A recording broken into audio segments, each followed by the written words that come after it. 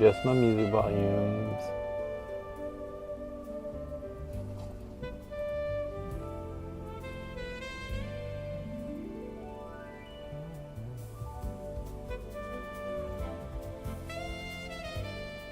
That's probably pretty loud, but just a little bit down.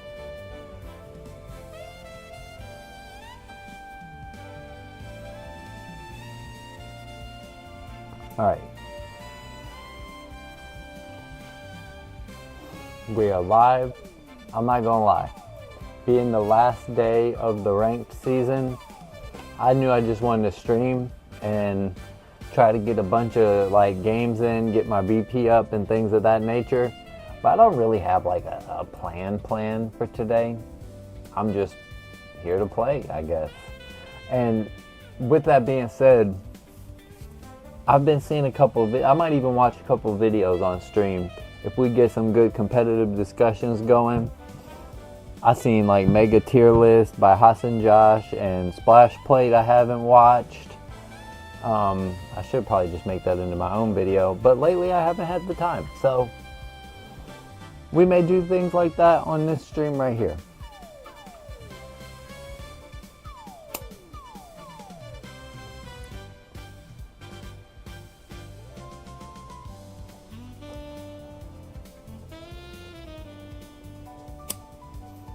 I am definitely going to try to drag this one out, stream for a while. Or maybe if I'm unable to do that, I have tomorrow off work. Maybe I will come back after in the evening hours, maybe? I don't know. I don't have a plan. I told y'all that. I don't have a plan.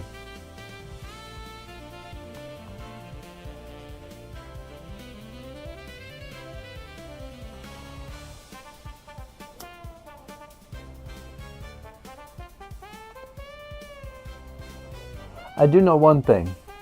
I got my outfit set up as my Delphox outfit because I'm definitely, spoiler, but I'm definitely, Gore, welcome to the chat, welcome. I'm definitely on the Delphox kick of basically, let me just update my shared team actually. This is the old Delphox team. Okay, this is the way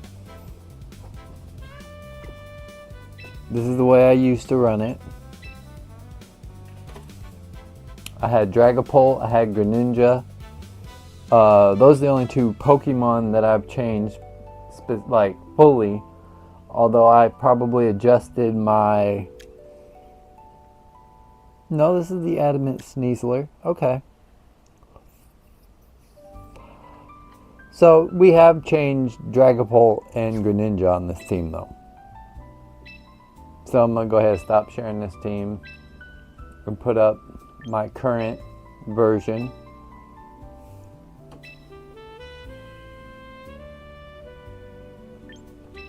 Put that on the screen for y'all real quick. We got some different tech. As I said, we changed Dragapult, we changed to Garchomp, and we changed Greninja to Umbreon. We also changed the item.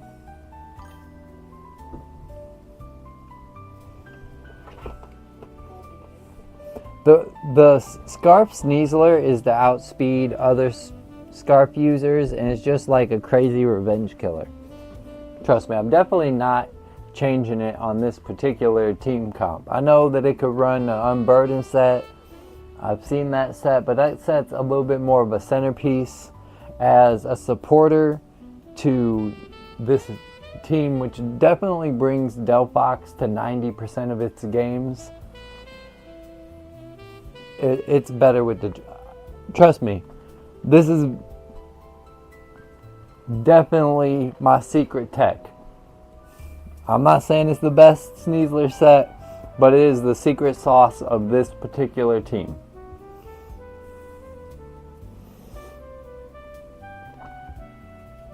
Got some Arabic homework to do. What's up, Bruno? Almost time for summertime.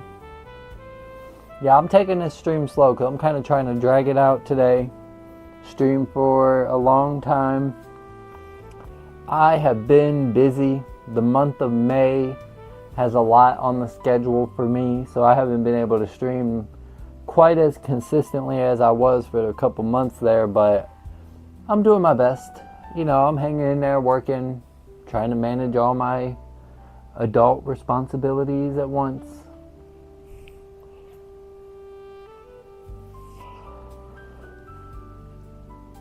I was saying that today I want to play a lot of games and I want to stream for a long time. I've kind of switched back from running Mega Gengar teams in singles to running the Mega Delphox teams again. But I changed my Mega Delphox team. I dropped Dragapult and Greninja for Garchomp and Umbreon. I changed the item on Excadrill. And I might even continue to tweak it with I'm looking at the Ninetales slot a little bit. Oh, you got see, I said spoiler earlier in the stream, right? I've been working on my Mono Psychic team. I decided I want to be the Mono Psychic gym leader. Or I guess I don't say Mono at that point, the Psychic gym leader.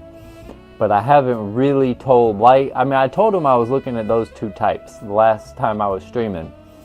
I told him I'm going to get back to him on it, but I haven't told him I was actually working on the team. I've tested it a little bit in casual battles, and it's not where I want it to be. I was still tweaking. Maybe that's something I could work on a little bit on this stream. I mean, heck, before I get in a real battle, we could look at it. Oh man, I was supposed to share the team. So, if any of you guys want to use my new and improved Mega Delphox Aurora Veil team, which I guess it wouldn't be an Aurora Veil team if I take Ninetales off of it, so I guess that's why I haven't. But anyway, we got Veil Offense with Mega Delphox. Team ID I'm leaving on the screen for a few seconds so that anybody who wants it can rewatch the stream and find it and get it, and that's enough time to do that.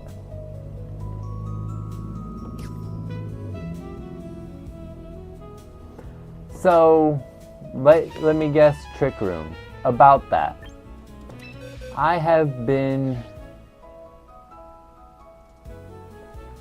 kicking around different ideas. There's two modes that I've been wanting my Psychic Monotype to be able to do. I want it to be able to have a Trick Room mode, and I want to have a Psychic Terrain mode.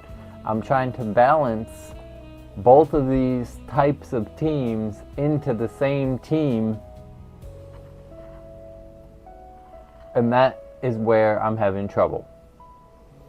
So I want a little bit of Trick Room, because I'm definitely going to use Hatterene.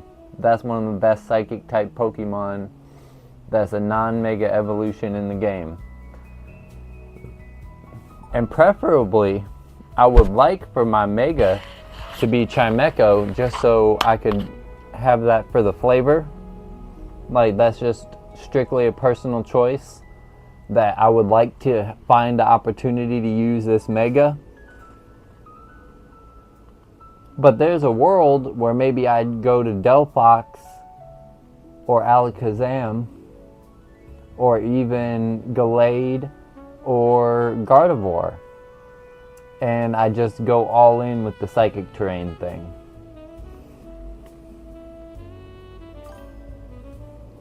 I do really want to use Mega Chimecho though. When I decided that I want to make a Mono Psychic team, that was the Pokemon I had in mind. I've already been using Mega Delphox. I don't need to use Mega Delphox anymore.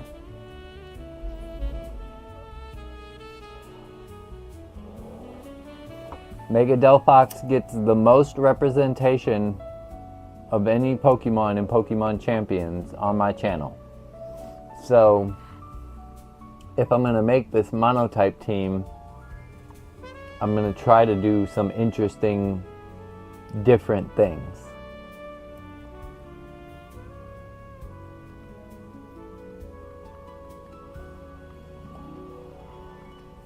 Couple problems that I've been having though.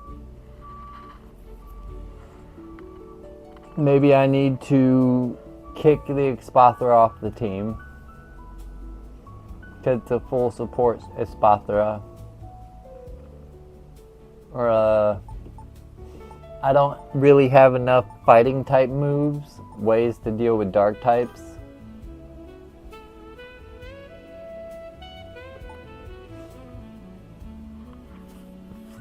But I guess it's no longer spoilers. Now it's official, announced that I've been working on my mono psychic team.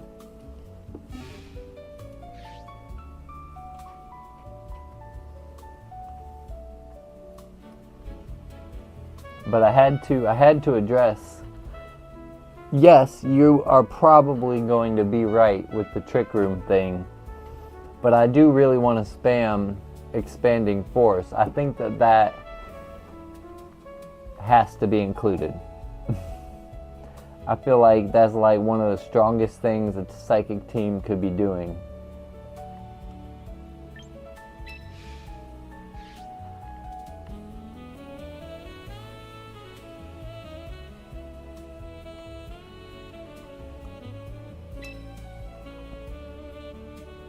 And yeah, I've almost climbed back to the 1800s with this team.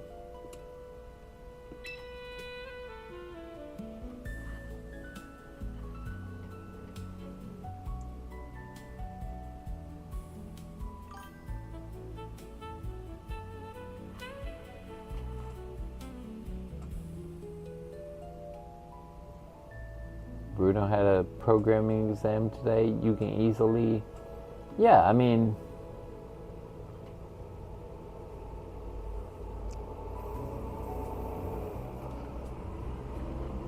the problem is if you put Expanding Force on every damn Pokemon, then somebody just brings an Incineroar and you're screwed. So the team is still a work in progress. That's just where I'm at with that.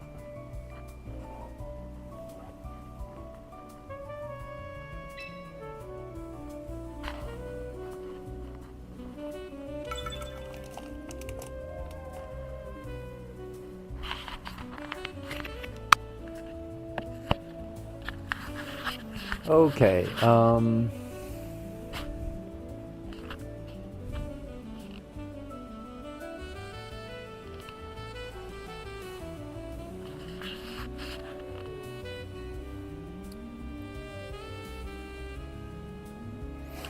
so I will say without a doubt this is obviously not a Ninetales matchup. Delphox is pretty decent here. We're gonna need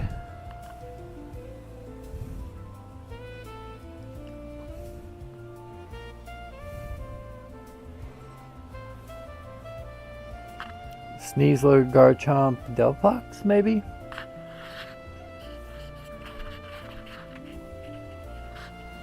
I might even lead. No, I can't lead with the Garchomp with the Meowscarada. So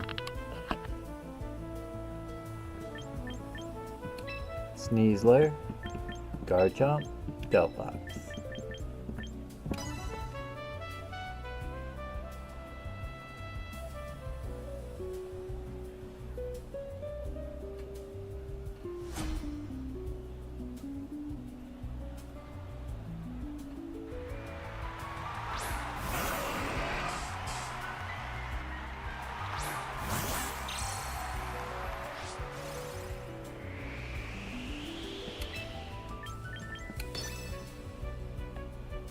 I recently took the Swords Dance off of my Garchomp. Will this game make me regret that decision?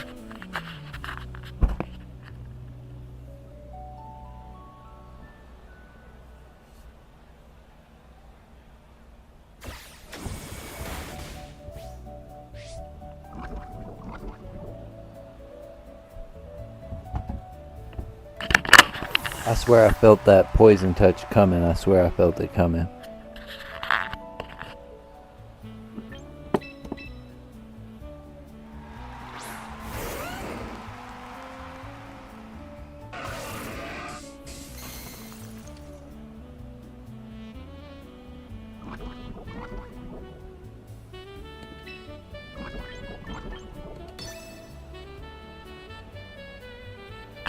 So let's see what we get out of clicking stealth rocks. I haven't been clicking stealth rocks in Battle Stadium singles very much.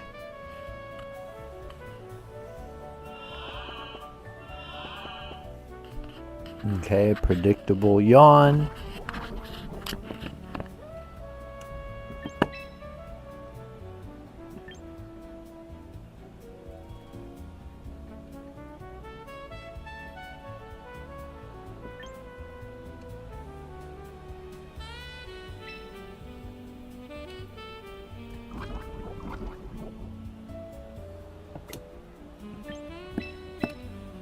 I don't know if I'm going to lose my Sneasler here, but I don't want to get damage on my Delphox.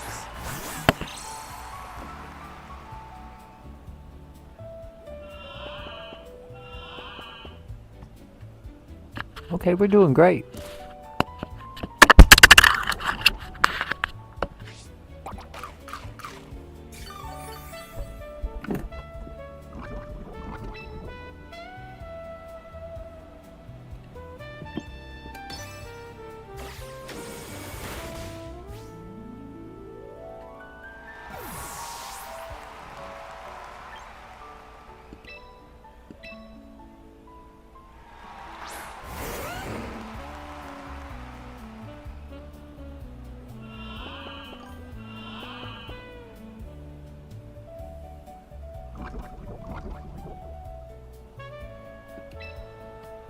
Yeah, I've been considering running the Lumberry on my Garchomp.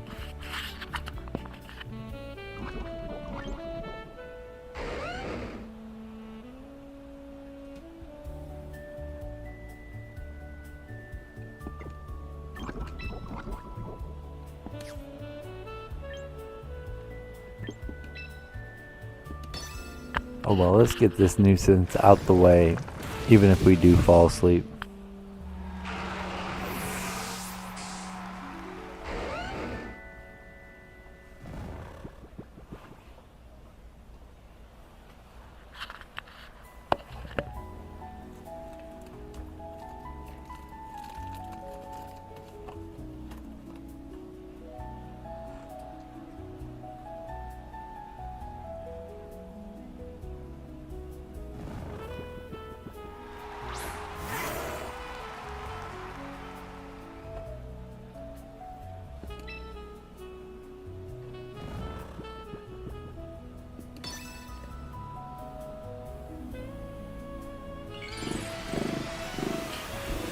Everything on my team can deal with this.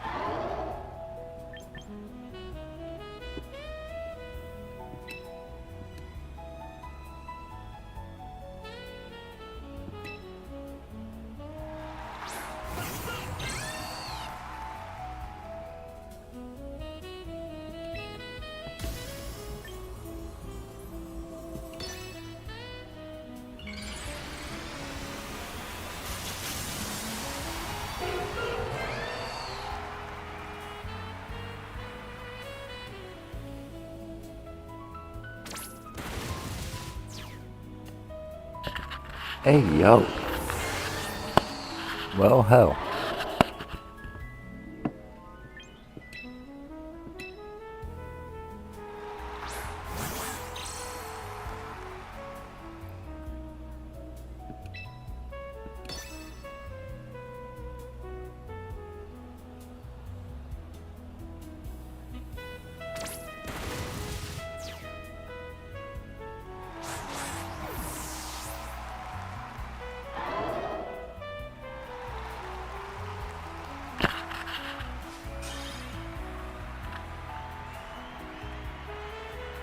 I didn't know extreme speed was gonna be hitting like that, bro.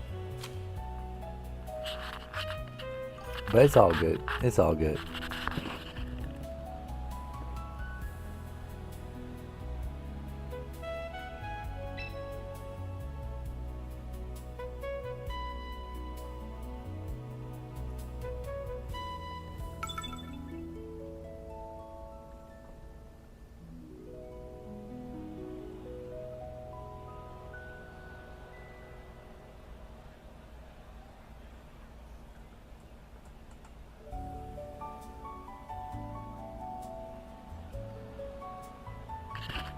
This was actually a horrible game for Delphox.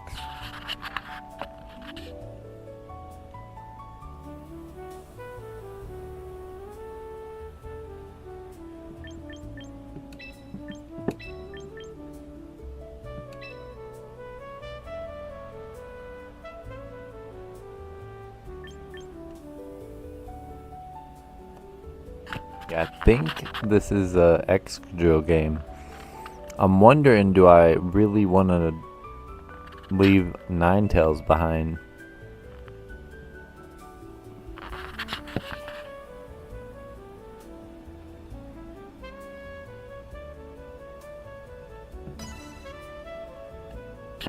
Hopefully I can play around whatever they bring with Umbreon. I'm feeling pretty confident.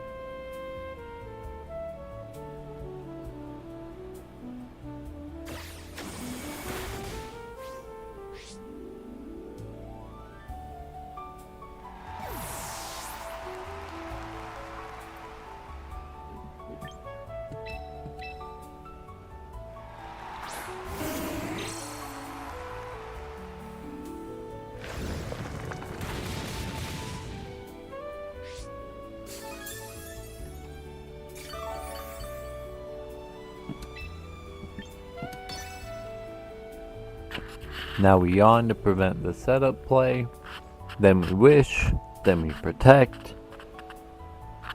Depending on what they switch to, maybe we might yawn on the second turn.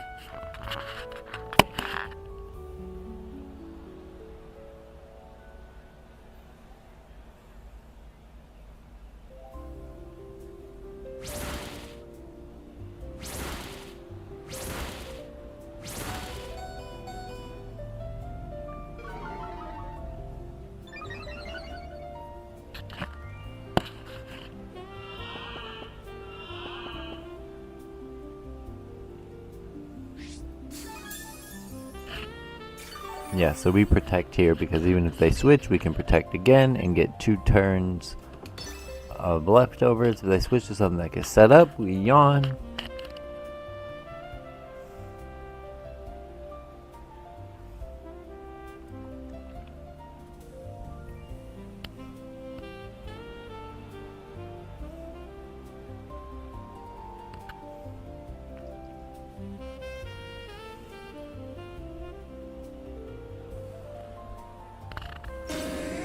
They stay in. Do they swords dance?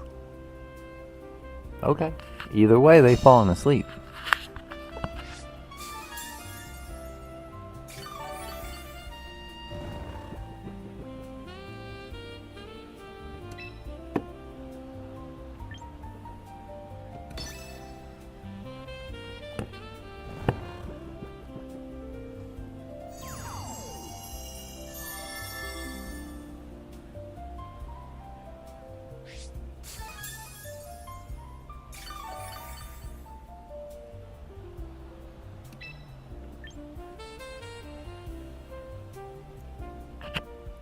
I feel the wake up in my soul right now. My gut says waking up this turn.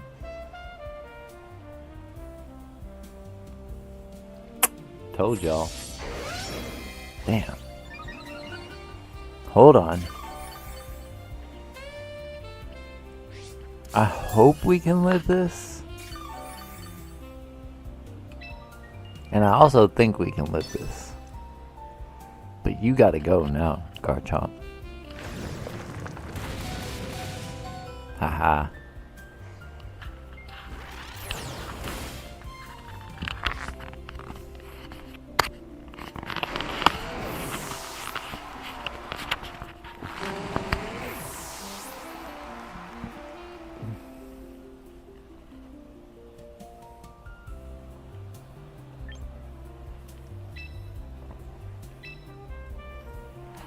Now I am worried about Mega Gyarados right here,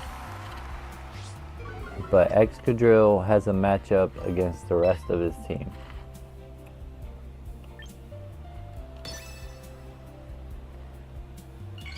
Okay, they immediately go into their Mega. That's kind of beneficial because that will allow me to click. Maybe allow me to click. They might Earthquake right here and just wreck my shit. I'm not gonna lie.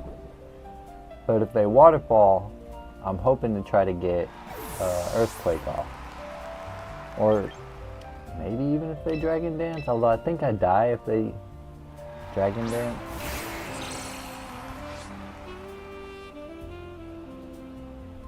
Okay, EQ.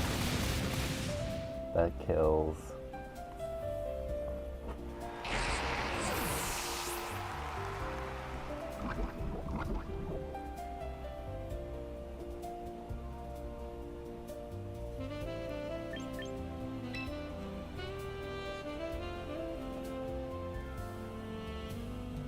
And now is where I pay for being Scarf. It's true.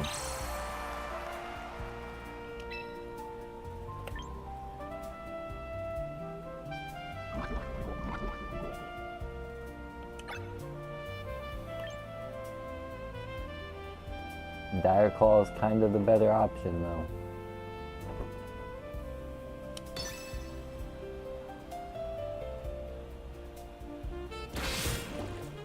Oh, that, you hate to see it.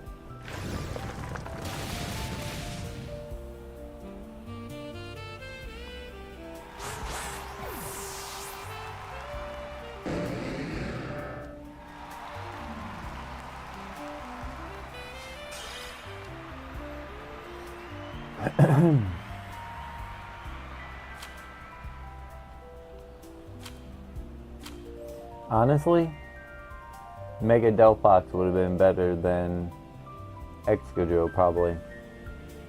Although the real play would have, if I would have predicted, they usually wait to Mega Evolve. If I'd have known they were going to Mega Evolve, I could have just close combated that thing from the get-go.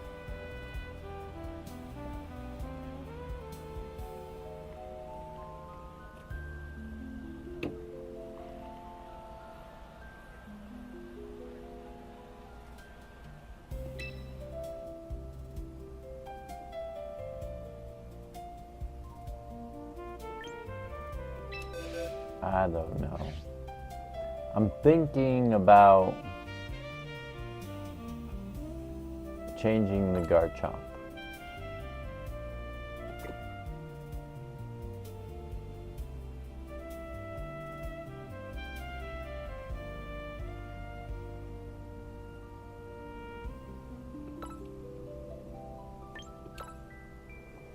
Cause like, I could run Lumberry here.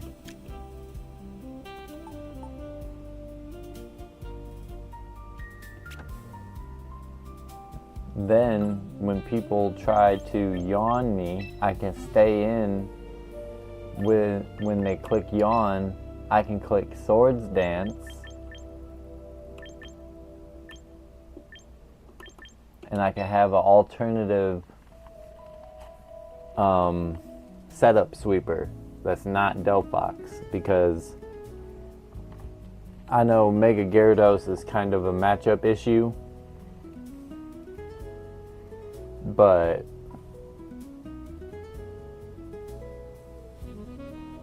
Just a thought.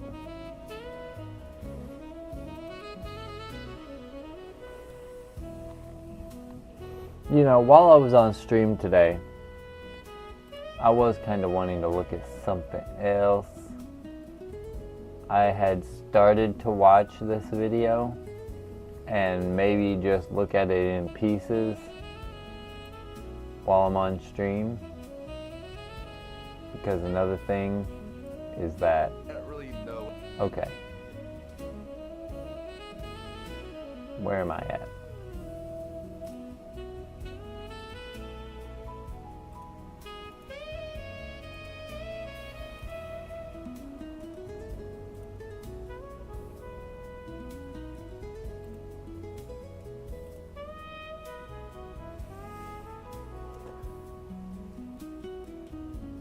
So let's see here though, for real.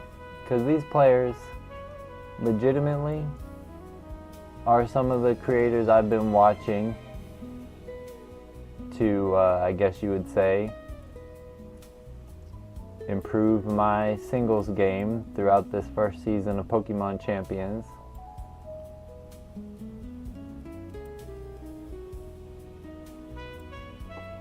Oh, bullocks.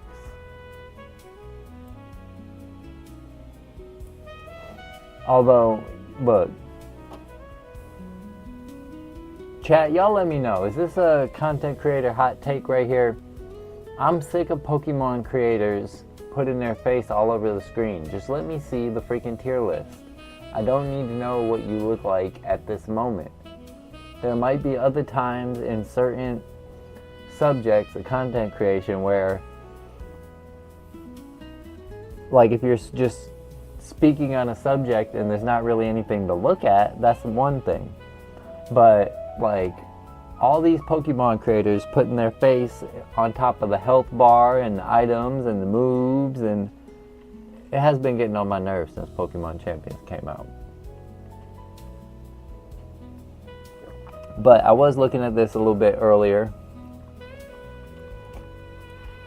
kind of as a way of dragging out the stream a little bit too and getting a good competitive discussion going.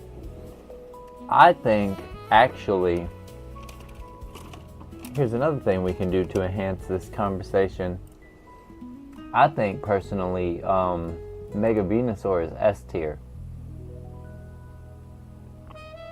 So as I was looking at, oh my bad, that's putting the damn wrong thing up. Hold on.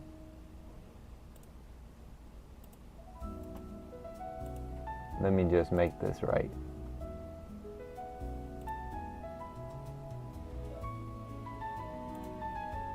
No.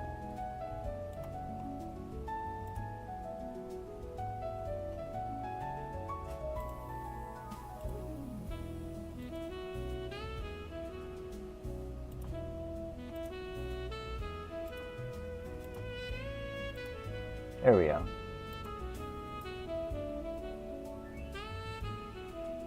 Good enough. Good enough. So we can decide together, but I was about to make a poll. Do y'all agree? I think Mega Venusaur is S tier. So I'm gonna vote in the poll. But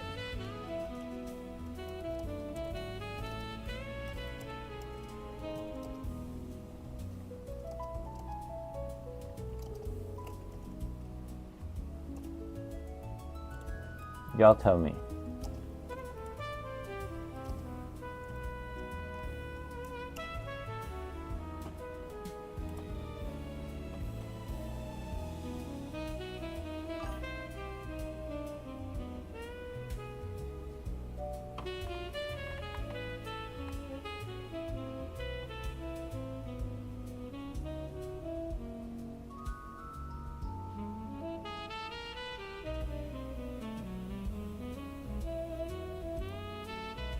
What to say about this thing?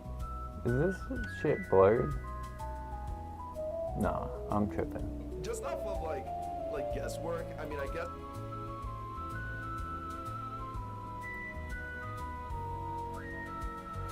And then, so they were talking about like the Kanto starters. I think that besides Venusaur, I'll move Venusaur up. I think that they have the Kanto starters properly rated. I would actually probably move Venusaur and Charizard up. Charizard, I think they were saying Charizard X is better than Charizard Y in singles. I disagree. I think Charizard Y is overall better than Charizard X. I think that they overcompensated Charizard Y's stats to make up for the better typing that Charizard X has, and that the stats translate better to a better Pokemon. That's just my take on that. Blastoise is properly rated. Beedrill is behind his head because we don't really need his face cam here, but they got Beedrill in C tier. I agree with that. I agree with Pidgeot in D tier. That's the guy who hit like 2500s, just really doesn't like Venusaur, or like really is afraid of like what is Mutter for like No God Hurricane. Excuse me. Venusaur, like Sneasler, I guess. Yeah, it's just not worth using a Mega for, unfortunately. Okay, let's move on finally to Mega Clefable, another flying type. I've seen only the cheap. So, how we really feel about Mega Clefable?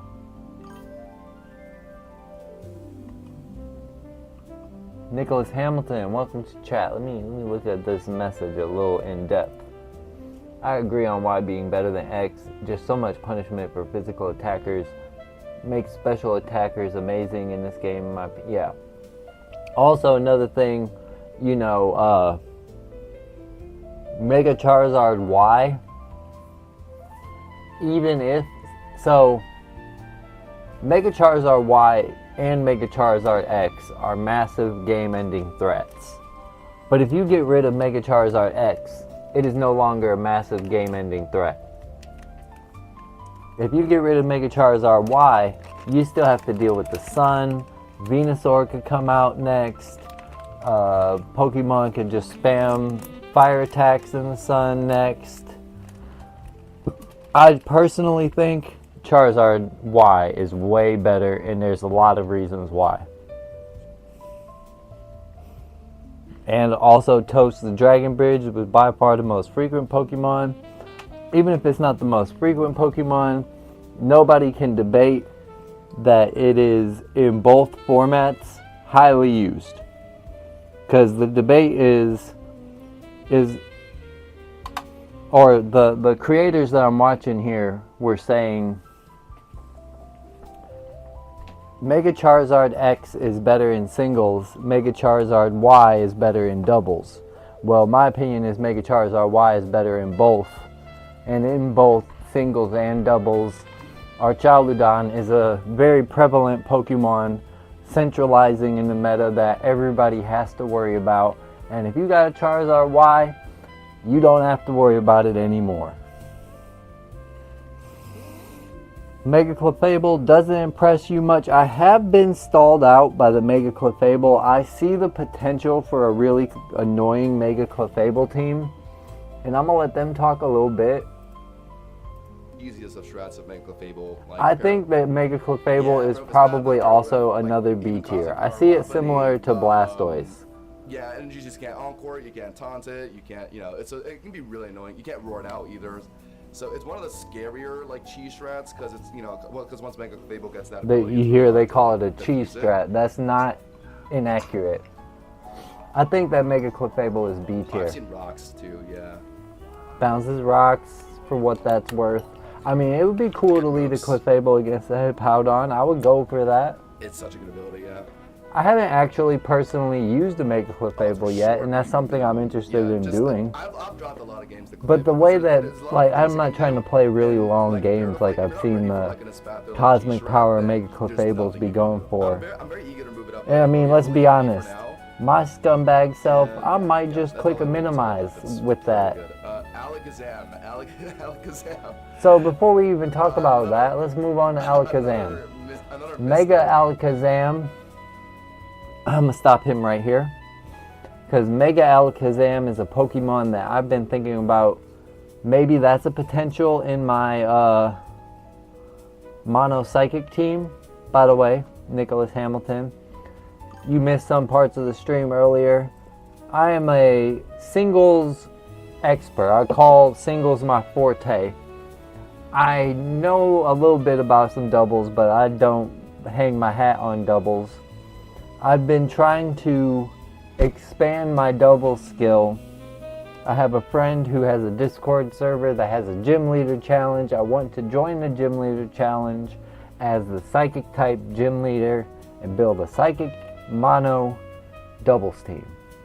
That's one of the things I've been working on in the game. But it's also the last day of the ranked season, so I'm kind of just floating around today. Oh, Magic Bounce is not underrated to me, but let me redo it. I made a Mega B-Drill team, and I went about every third game by opening B-Drill, U-turning into Bounce Espeon, and bouncing a status or hazard, they surrender. Oh, I love that. Classic. People just don't run Magic Bounce with me. Yeah, no, you are right about that.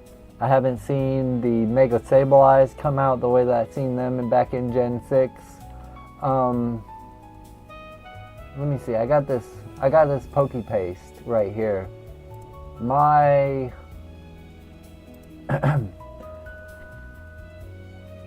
he'll be 14 in 6 days. So my 14-year-old son built this team that has Mega B-Drill in it. This is what he's been playing in Pokemon Champion singles.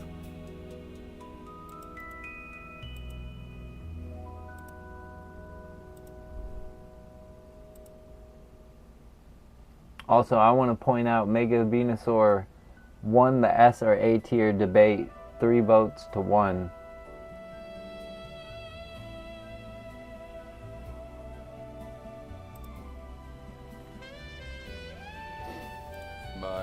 I think like in singles, it's hard to set up side spam in singles, so like it would just be a regular sweeper. Yeah, so right now I'm running a. For me, that's the point I was gonna make before I let them talk about Mega Alakazam and kind of chime in, reacting to what they say. Is my thing on Mega Alakazam is this is just a me personally feeling thing, but there are certain Pokemon. Greninja is an example I would make.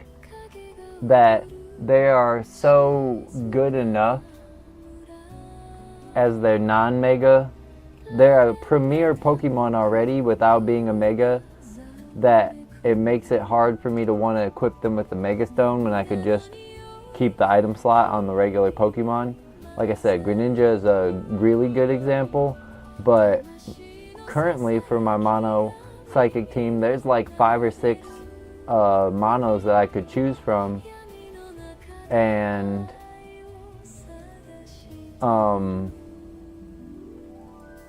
currently I have Choice Scarf and Trick on my Alakazam. So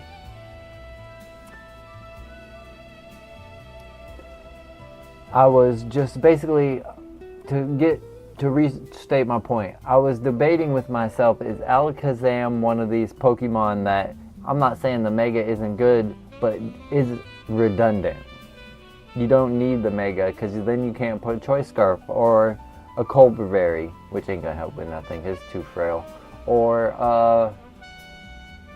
I guess, it has a similar problem to Blastoise.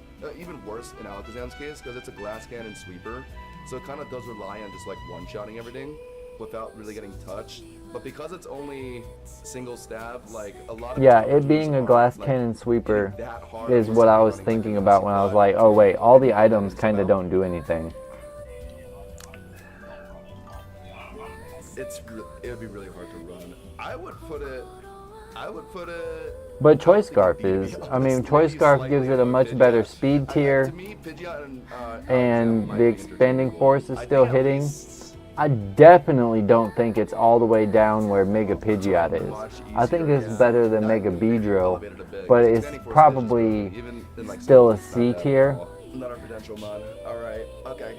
Oh yeah, Focus Sash versus Mega Alakazam. Welcome to chat, Forest Haven. Good to see some people pulling up for some competitive discussion. I'll be realizing I have to have some lurkers in my chat. Maybe I just got to make the topics more interesting for you all. One-shotting it, yeah. Welcome to chat. Appreciate y'all spending your time with me.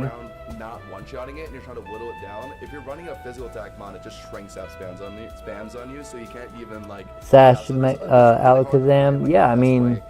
For me, the most consistent way has been like. You see that I have the trick on my Alakazam for my mono psychic team, and maybe the idea would be to debilitate. No voiding it. Like maybe I could lock an Incineroar into Fake Out. Yeah, or even just into Flare Blitz, anything but Darkest Lariat, right? So I would say it's on a Clefable. I'm doing my best. The Zam also has Focus Blast. Otherwise, I think this would be like a 10 out. Anyway, they talked all about Mega Victory Bell right there, and I think that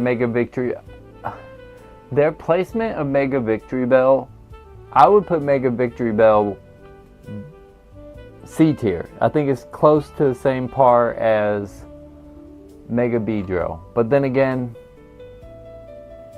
the way that they put it over Blastoise makes me want to switch Alakazam to that spot and have Mega Victory Bell be the best C tier that we've currently talked about right now.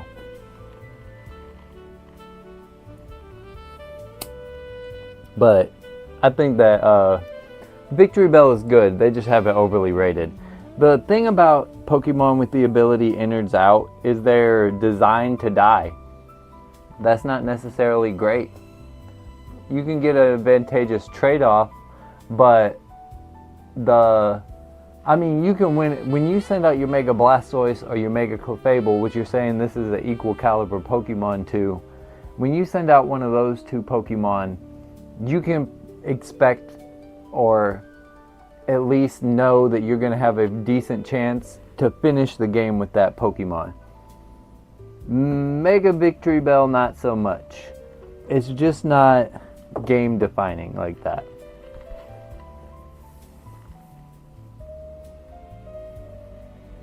Yeah, I don't particularly co-sign Pokemon that are designed to die as high tier.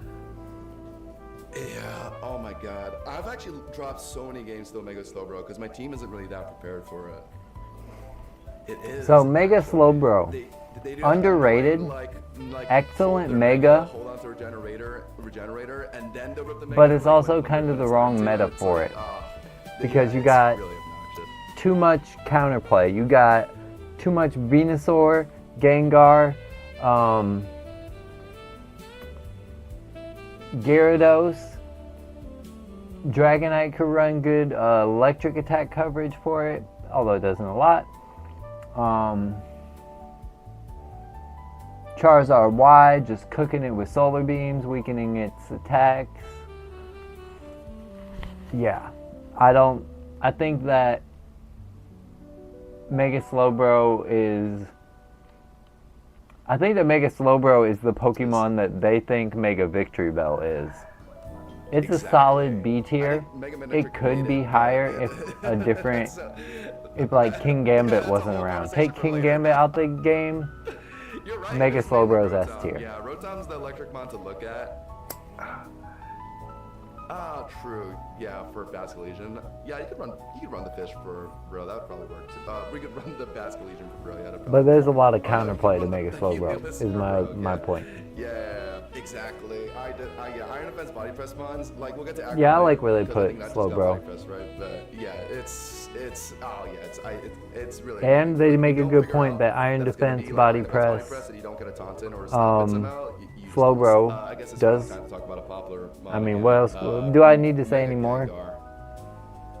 Yeah, it's right. And I think that Forest Haven, you kind of said it my point in a more concise way. That if you aren't prepared for it, it's a really good Pokemon, but the way that the meta currently stands, mostly people are prepared for it. Damage like Slug Wave one shot, like Trim, for example. So like.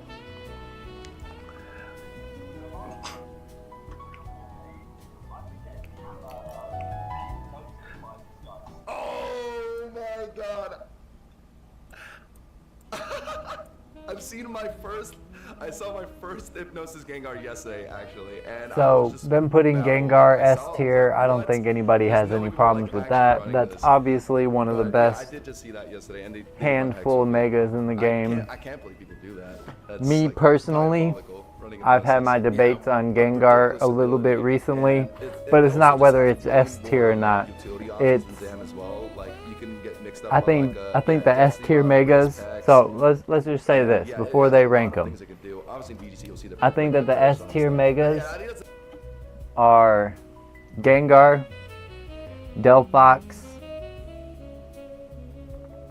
Venusaur, Scizor, Floette. I don't know if I am missing any in that list. And Floette is kind of the worst of the group. I know Floette is extremely high in usage right now, but because of its speed tier, I almost want to put Floette A tier. I think Scizor is really good. Gengar is obvious. Delphox also. Maybe some people think Delphox is the A tier. I personally have been using the shit out of it, so I think it's the S tier. But Venusaur, I don't know. Anytime I ain't got a Delphox ready to pack that thing up with a Psychic, I don't know how you get rid of that thing if you ain't got a Delphox.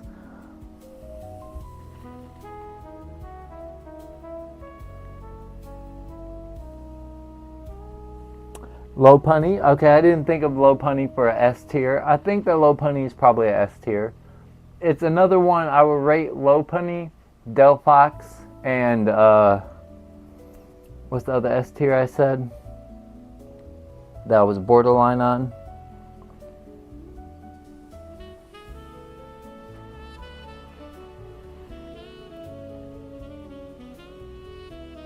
Well, yeah, it's one of those that's like, I don't know. its biggest I strength, think just the amount of things I you can think do. Delphox some days is the best Yeah, mega in the turns game, down, and I so think some defensively it's days very good, and creates Delphox down is the A spread. tier. So it's always very difficult to deal with the Gengar. And I guess that's kind of how I feel about Well, yeah, Lopunny. Gengar is completely S. Even with checks, like, it's still just very impressive. So, yep. That's the first S of the video, guys. If you're looking for a mega to just slap on your One TV, thing Gengar is, like, just perfectly fine to that add. I love about my Scarf Sneasler set Pincers is that I right? swear to God, it never fails. Every time somebody leads Mega Lopunny against my, hold on, I'm gonna stop him real quick. Against my Scarf's Adamant Sneasler, they fake me out and then die to the close combat every single time. They never, ever once think to say, oh, he might be scarfed. I should switch.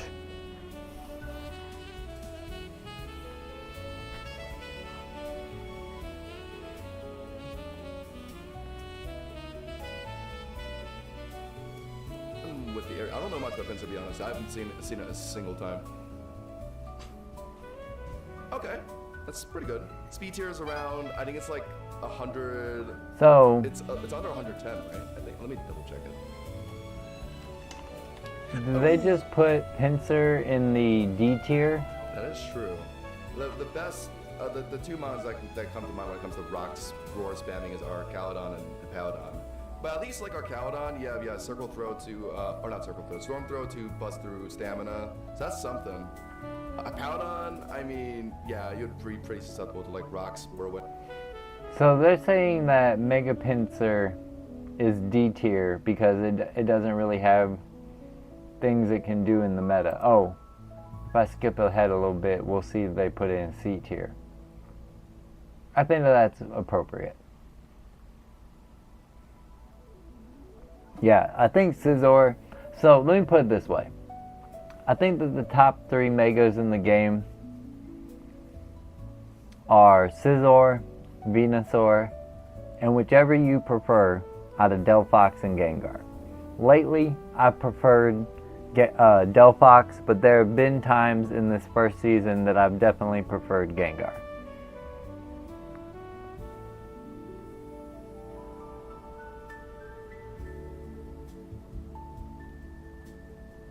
And yeah, I'm definitely with you, Nicholas, that Pinsir is obviously a better Mega than Beedrill.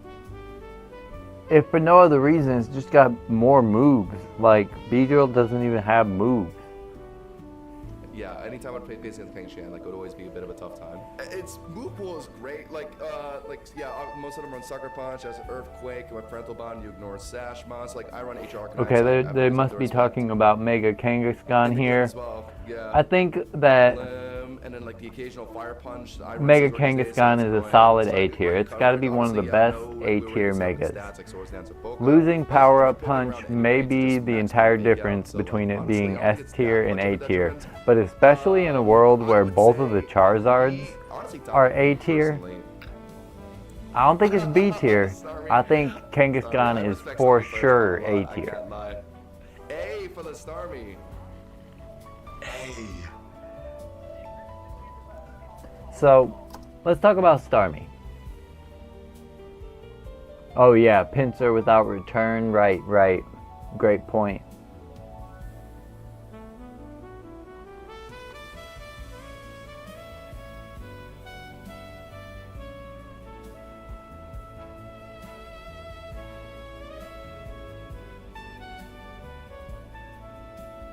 Gotta run Thrash, but Rampaging is yikes. Yeah. Great point there. Let's talk about Starmie. End this poll. We are over Venusaur. Venusaur is S tier.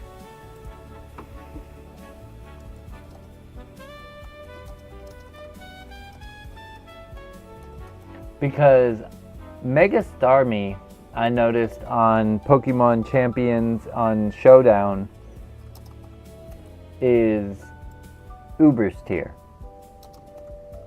Pretty crazy, right guys? But I feel like people's opinion of Starmie greatly depends. I feel like Mega Starmie will have great variance. So I'm going to ask this with three answers. Yeah, we seem to agree that Kangaskhan is an A tier.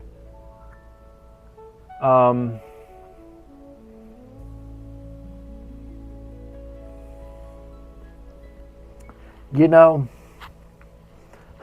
I've seen Mega Starmie underperform at times. But here's my thing. Here's my case on Mega Starmie is an S tier.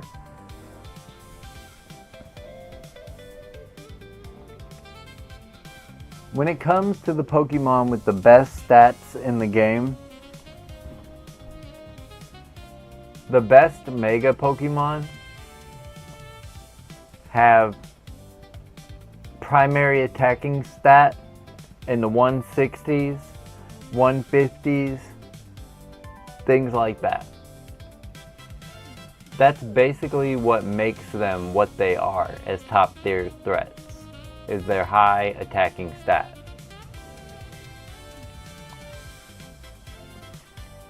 By virtue of huge power, technically, Mega Starmie's spread as a glass cannon is 200 attack with 120 speed.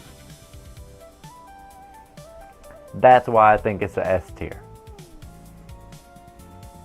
But I do see GoRay talking about A or B, and I've seen it underperform at plenty times. Let's hear what they got to say. They want to go straight to B tier.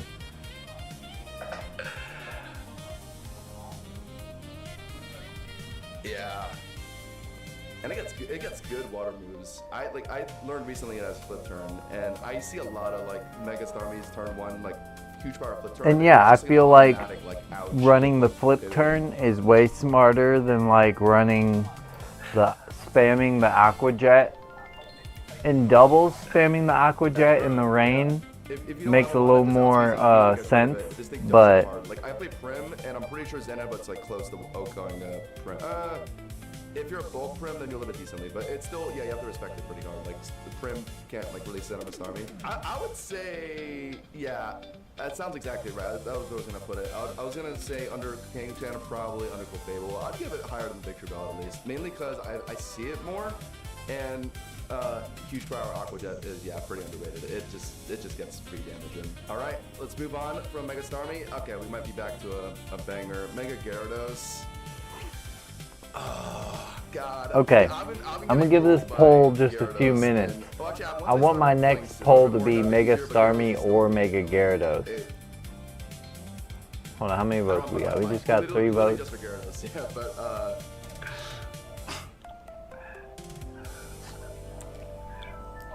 As I said, people are pretty torn.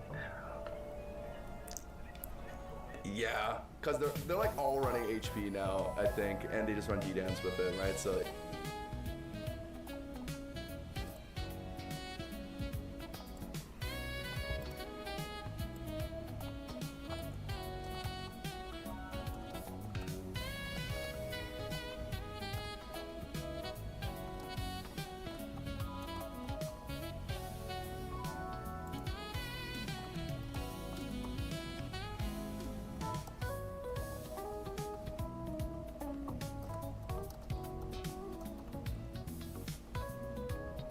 I mean, when you know, here's a good poll. I don't know if I am going to vote in this poll.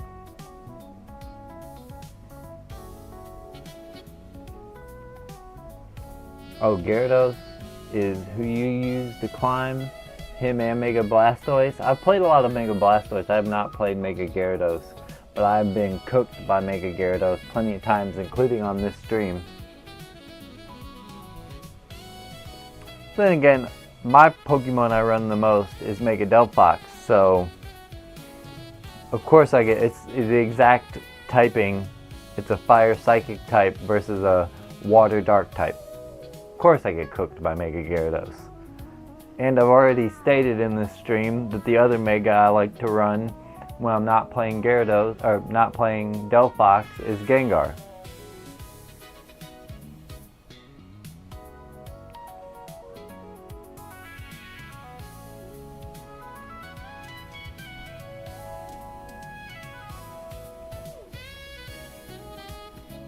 Oh yeah.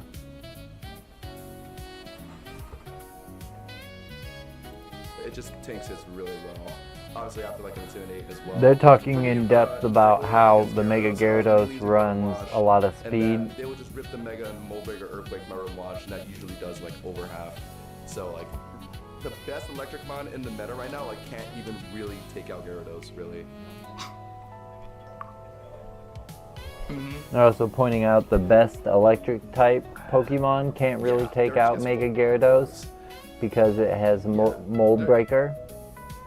Okay, I think that's a bigger reason than people say, and that's why I would probably put Gyarados in the A tier. I think that it is right below the very best Megas in the game. And it's really pushing as one of the best Megas in the game. I think that it will have its times when the meta swings its way certain times. Yeah, Mega Arrow I could see being a D or a C tier. That is its best flying stab for sure. This thing really was just missing Swords Dance. That was pretty much what it was missing. Yeah, and lack of setup move kind of makes me think it's D tier. I mean, Top Plus for sure to boost the damage on top of its really good attack stat is nice, but I faced Mega Aerodactyl one game and it got folded instantly, so it would have to be, yeah, it didn't do anything. I threw it into my Calodon and thought Earthquake would do meaningful damage. It did like nothing, and I just one-shot it. So it's I mean, it's probably above Beedrill, but I mean, I probably see Mega Manectric is a decent pick solely because of the Juice Wellness as a premium. It's obvious. I mean, it's like the premium electric type, but it's just the dedication of using your Mega Stone on just having a really solid electric type. Yeah, it is. Also, it doesn't have HP grass anymore. Does it get anything for ground types? Yeah. I think a lot of Mega D-Knights are now realizing they can just run HP and just be unkillable. I think a lot of them skip the speed now just because like you can just throw Mega D-Knight at the end of the game out into like whatever's left on their team, and usually you'll just win a 1v1 through like sheer bulk and so yeah, skill. Mega Dragonite. Me personally, before I actually benched D-Knight for another mon, but I think it's crazy that Mega Kangaskhan is a B tier, but I think Mega Dragonite's obviously an A tier. And then two-shot it, or you do, yeah. Even into Citrus, I think if I recall, T-Bolt 2 shots. So I think they would need like some speed up investments. So yeah, T-Bolt's like really good for Prim. There were other use cases, but Prim was the main one. So I did bring T-Bolt for that. But that's the biggest thing with D-Knight, just the fact that it's so bulky and its move pool is obviously like insane. Like Flamethrower, T-Bolt, Ice Beam, Draco Meteor. Air Slash has been pretty popular these days just because of Venusaur. Honestly, with D-Knight, like if you're trying to run physical like with D-Dance, there isn't really a reason to not just run the Mega on this thing since there aren't a lot of items in the game that. Well, okay, they just said but if you aren't running physical, there's not a lot of reason to not run the Mega on this thing. But let me pause it right there. Because since forever, ever, oh, Mega Dragonite's obviously S tier. I don't disagree entirely, I just think, like,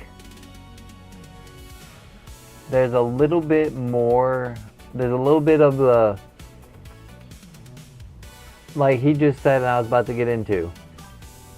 You just basically run the Mega Stone by default, but I disagree. You can run a lot of options with the just original, oldest time Dragonite with Dragon Dance and multi-scale. Yeah, Dragonite on a rain team's good. I've played that in doubles, but you know, we are talking kind of singles focused here. I mean, I think it's a high tier Mega. S, maybe. I think they're protecting their S tiers a little bit much, so maybe that is fair enough to say.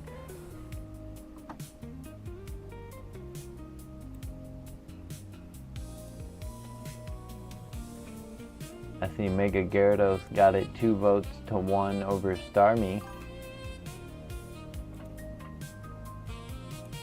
Let's talk about this.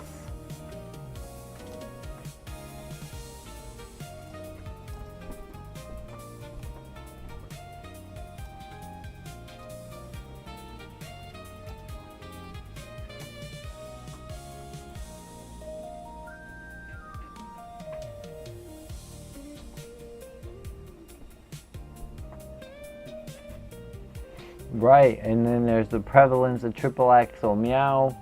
It's basically the fastest common Pokemon in the game. There are clearly Pokemon that are faster than Scarf Meow. Because you could run like, yeah, I mean you could potentially run like Scarf Greninja. But they don't, and that's my point. I was contemplating S. I've used it a lot. Scarf Meow is basically the fastest thing.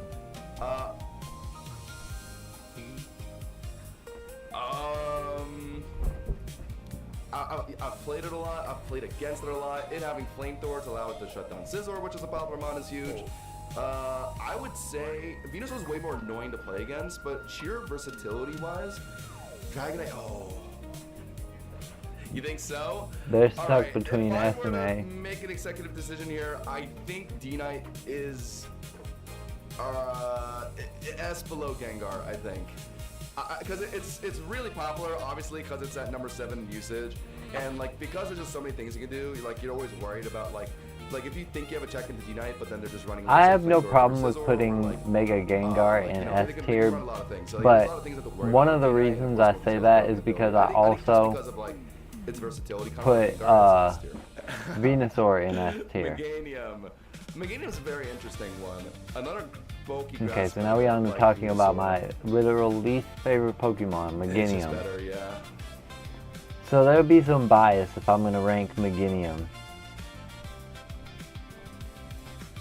Let's see what this poll doing. Yeah, I mean basically S tier for Dragonite.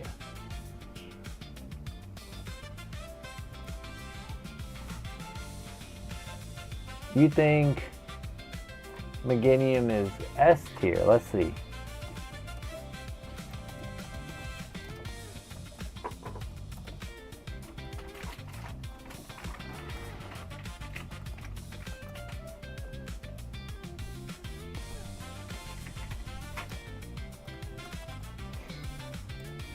You know, I could make the argument that it's a B tier.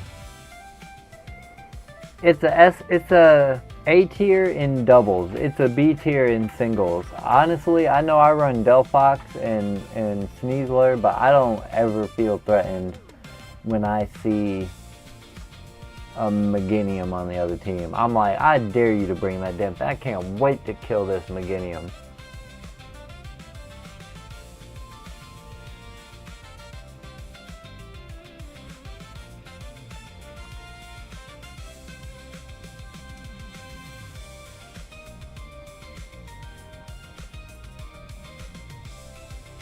I see the first 2 votes going straight to A tier, B tier.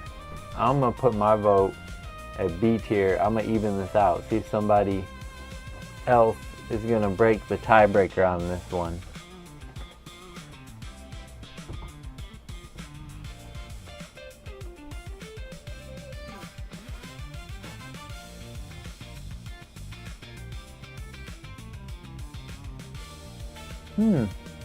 Forest Haven vouching for Meganium under Trick Room.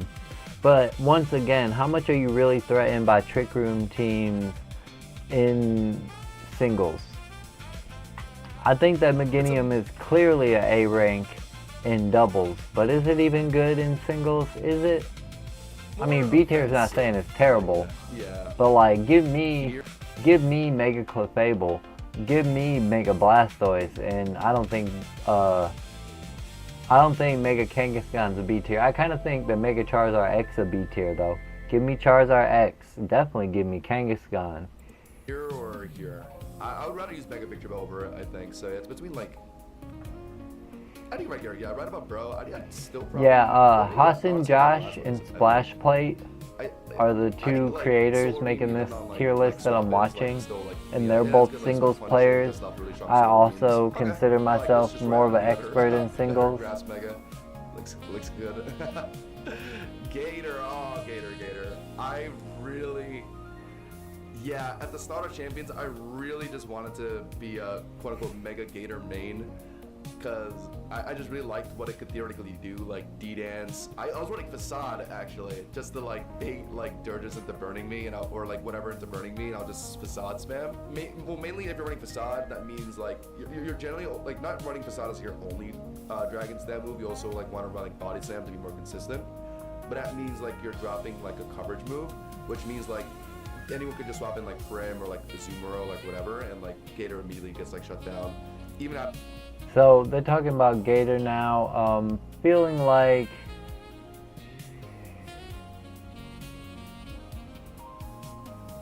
it's also B tier. I feel like all 3 of the ZA starters are B tier. They could potentially really do some work. And Meganium is better in doubles. It stands out among the 3 once you introduce it into doubles, but all 3 of the ZA starters are So, B like, tier. Gator, like, even if you get, like, a couple And points, Embor like, there's still is things that can leaning swap on in and, C like, just tier stop in you. the same way I remember at that the start of Champions, I Meganium was is playing leaning Gator. on For some A reason, tier Embor in was just doubles. absolutely, like, infesting the ladder. I don't like, even at need a Star poll Champions. for It's for still Alligator. popular, It's but it was clearly a B particularly bad tier. at launch. So my Gator actually could just So do are we nothing, going to so talk I about said, Ampharos and Trick Room as a potential thing, or are we just going to throw that thing in the as much D as I hate tier? to say it, but I see more value, or I see more potential in like a pro stall team than Gator. If I was gonna play Embor, I would rather play it in doubles as well with Trick Room and Hammer Arm. I can see Embor C tier. I didn't even know Ambi was in the game. I haven't seen Ambi or Mega Ambi. Yeah, not at all. God, what does it do actually? Yeah. What does I don't really Ampros know do? what Ambi does it get parabolic? Do I ever think they'll do 6v6 singles ranked? Yeah, No, that's but what I I'm do saying, hope yeah. that they add it to private rooms. Yeah. No, Ampros is in the game. My nephew uses an Ampros. Yeah, I could think of a lot more reasons to run like Pidgeot just for Hurricane, because I don't know why you would run Ambi. There's just things that outclass it. I agree with that statement. I don't know why you would run Ampy. There's just too many things that outclass it. All right, let's move on to Steelix. The sort of like Steelix. second wall that a lot of people don't really talk about. Is it C tier it's or is it it's D the biggest tier? thing holding it back. Sandforce is just not really all that. If It basically got has super no neutral ability like because it that, has then Sand Force. for this thing. Huh. I remember I was actually contemplating when I was running Trick Room for a bit with like Low King. But hey, and, that like, 230 H body Public. press, what do y'all like? Y'all like I that? slap a Mega Steelix in there Um, just for like Trick Room and like Earthquake. Like maybe I could do something with it. I ended up not doing that. Yeah, But, no, I it's mean, not with- doing in a anything Trick for Room, you. you I do think compete that with the fire Steelix type is D matchups tier as that well. will beat you. There is one except for thing that it Delphox. could do well. But Iron then again, defense, Trick Room and singles, it's never, and like, body that easy press. to do. I actually did find some success Which with it, but like it would do well, and that's why they don't have it in D tier. I guess I could see their reasoning, but me personally, I believe I would also put it in D tier. But like it's hard to do anything with that without like Trick Room, and Trick Room singles is not easy to do. So yeah, it's like C tier, probably broken. So I'd say, guys. All right, but here's a mod that I think is just built for singles. Mega Scizor is Yeah, just, Mega Scizor they're it's talking just about the here. singles. It might be Mega the singles Scizor is one of my S function, tiers. honestly. They called it a It's GOAT. It's just way too built. I don't for think we're singles, gonna like get Swords Dance, too much Delphox, debate going on here. I see a decent amount of guys run like CC. They're gonna get to a pack full of interesting ones here though. They got Mega Heracross next. I don't think that Mega Heracross is like above B tier or anything, but I don't think it's C tier. You know, maybe. No, I think it's pretty good. It just gotta basically over centralize your team to it. That's its problem. But I would call it a B tier. Yeah, Hey, let's start the conversation on Heracross. We already know what we thinking when it comes to Scizor.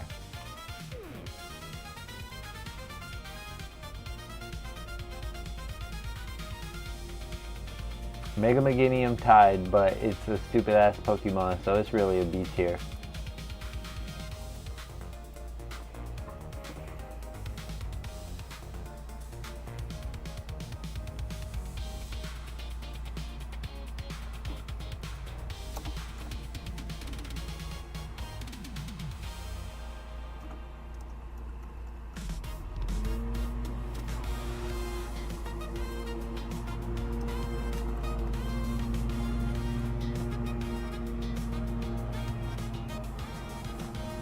Gore agrees with me.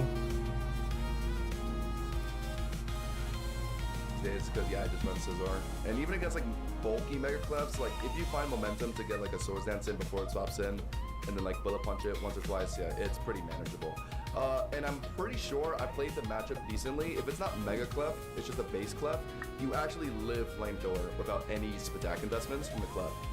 Yeah, so that's something to note as well. So, yeah, I'd personally say S. I think Scizor is just unbelievable. Damn, I The reason didn't why know started playing Scizor actually is Scizor just was because living I was playing against it, and I Cliff was really Fable annoyed how OP it flamethrowers? was, and then I just started using it myself. Killing in that's why- return? that's why Oh no. I was at actually the lore behind my streams recently. That I does was make Clefable look a little more B tier. We were talking about it, it's pretty good, but yeah, it's B tier. Super angry, and then I just told myself, screw it, I'm gonna like abandon all my humanity and play Mega Scizor, and like went immediately up to like 2100. Yeah. Like I have to bring like Age Arcanine or Dirge to deal with like, or like Primarina as well, for like the most common checks for Scizor right now are Volcarona, obviously any of the Megazards. Yeah, Dirge as well. So Yeah, Volcarona is a check for Scizor. It does not really convince me that it's not a S tier. It's right up there with Mega Gengar. I think it's definitely better than Mega Dragonite. As you said, simple, wins you games easily. It teaches you to also to like find turns to like set up like with the Swords Dance, and then like once you can get off, you start sweeping. So it's a good mod to like kind of teach you the values of Pokemon as well. Like you said, like it teaches beginners. All right, yeah, I've seen Mega Heracross once. Oh, yeah, quite. It's kind of. I do feel like I've seen Mega Heracross like approximately once. A lot like stronger in attack. Like it just like the way to use this thing is just like whatever matchups you outspeed, if you obliterate. If you don't outspeed something, then you're just cooked. That's the best way to explain Mega Heracross. Yeah, it's sort of like Rampardo's theory with this mod, except not nearly as bad. Like it still is kind of bulky. Yeah, the way I would use Mega Heracross is I would dedicate my entire team to it. I would probably run Araquanid along with it.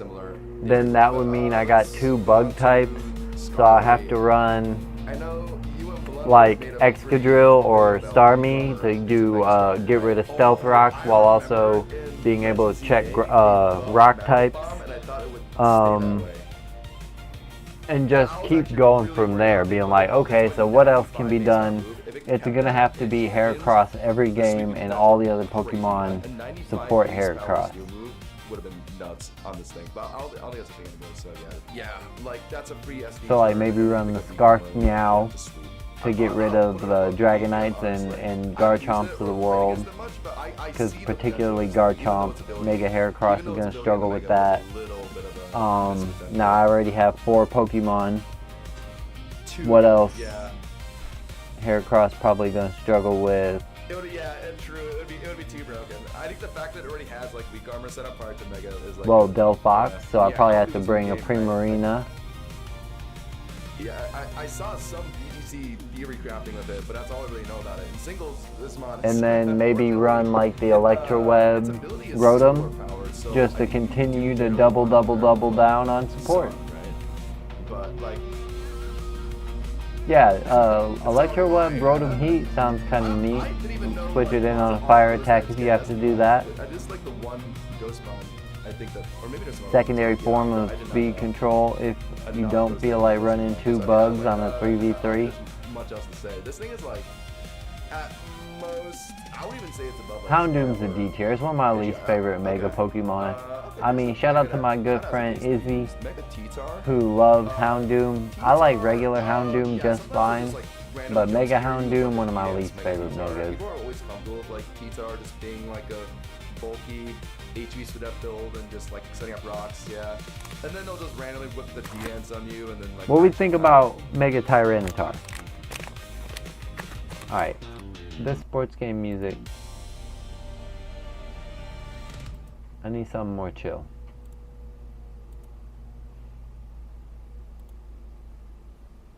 And maybe also turn the hell down.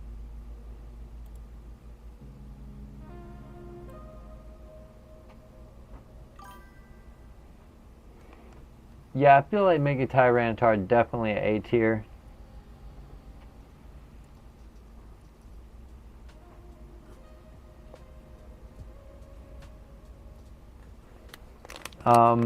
Yeah, I mean, I would agree with that. It's really good to have a Mega Pokemon that sets weather when it comes out and then can reset it again whenever it Mega evolves.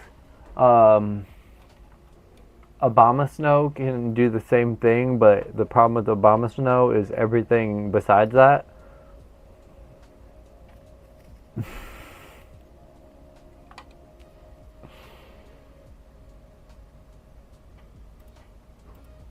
Like scare you for a bit, but it's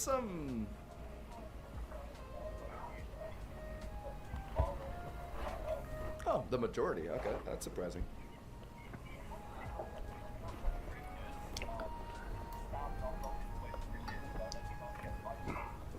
Yeah. Ooh. I don't think there's a reason to. Like any of the ice beam matchups that you would use it into, I don't think. I think Ice Punch would be about the same result. I think it is a mega you could pair with Corviknight to beat like the fire checks for Corv, like Pokerona and stuff. If you want to do that, yeah. But like that's like I'll eat it. best thing. That's like the best use case I can think of. But I think just running base T-Char, I think, is always more flexible. Yeah, I don't need to use Mega. I feel like it was making me feel not so good earlier before I ate and then the sweeping potential of DNS isn't really good enough English to muffin, use your Mega on. Yeah, as unfortunate as it is, it's above Gator. which I was going to warm you up on when I warmed me up on. That's why I asked. You're not in the game. They're in the back of the freezer. Me too. Okay, so Gardevoir is an interesting subject. That's definitely poll worthy. I think we can agree on Mega Tyranitar that it's too potent to be any lower than A tier. So I'm gonna tiebreaker for Mega Heracross, call that a B tier Pokemon. So now we're on Gardevoir. In singles, of course.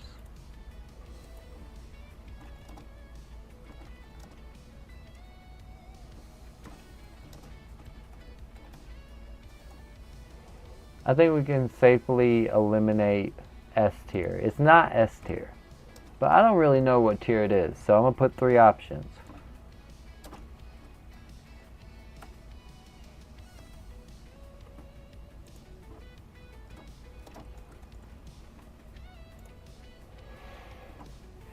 I'm a little curious how this one's going to play out, because I feel like Mega Gardevoir, it's like you got potential.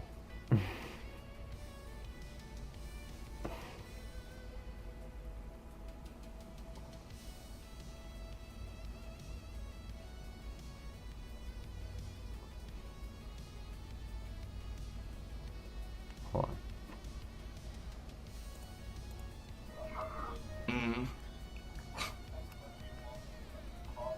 Yeah.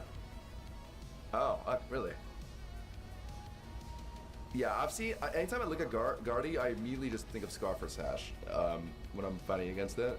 So I mean, okay, I like that. Like, Anytime I'm fighting against Guardy, I immediately just think Scarf or Sash. It's a decent speed tier, so like whatever it's outspeeding, like yeah, it hits really hard.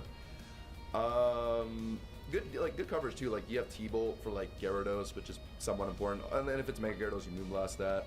And Gyarados is up there right now, so it's like a pretty valuable mod to check. Dear Giants an A? Okay. Okay.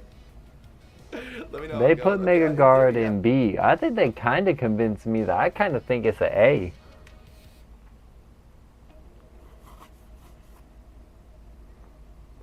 I kind of feel like I'm leaning towards A. I know the speed tier is the only problem. Actually, if you're running like Flamethrower, yeah, you beat Scizor. I mean, you don't have to Flamethrower Scizor swapping in, but if you are able to get that off, yeah, you can just destroy Scizor. I don't know. I did click on the poll, but I could see B tier. I could see B tier because it takes away your ability to run Scarf if you're Mega Guard. That much, yeah. So you just kind of just need a play to Flamethrower or Scizor swapping in. That's like the only way you could cheese that match. Or, sorry, Mystical Fire, Scizor swapping in. Okay. Oh, God. I dropped the game to, I think it was Encore Sableye. So, Mega Sableye. Yeah. One of the most dominating Mega Pokemon in ORAS OU.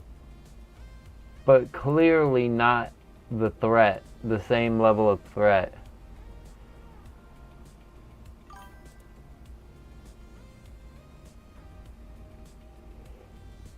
I don't think it's that Mega Gardevoir's speed is bad. It's the fact that the things that outspeed it, the fastest Pokemon in the game, just so happen to be ghost types like Dragapult dark types like Meowscarada and Greninja, poison types like Sneasler, and in a lot of these cases, Gardevoir could blow these things away if it went first.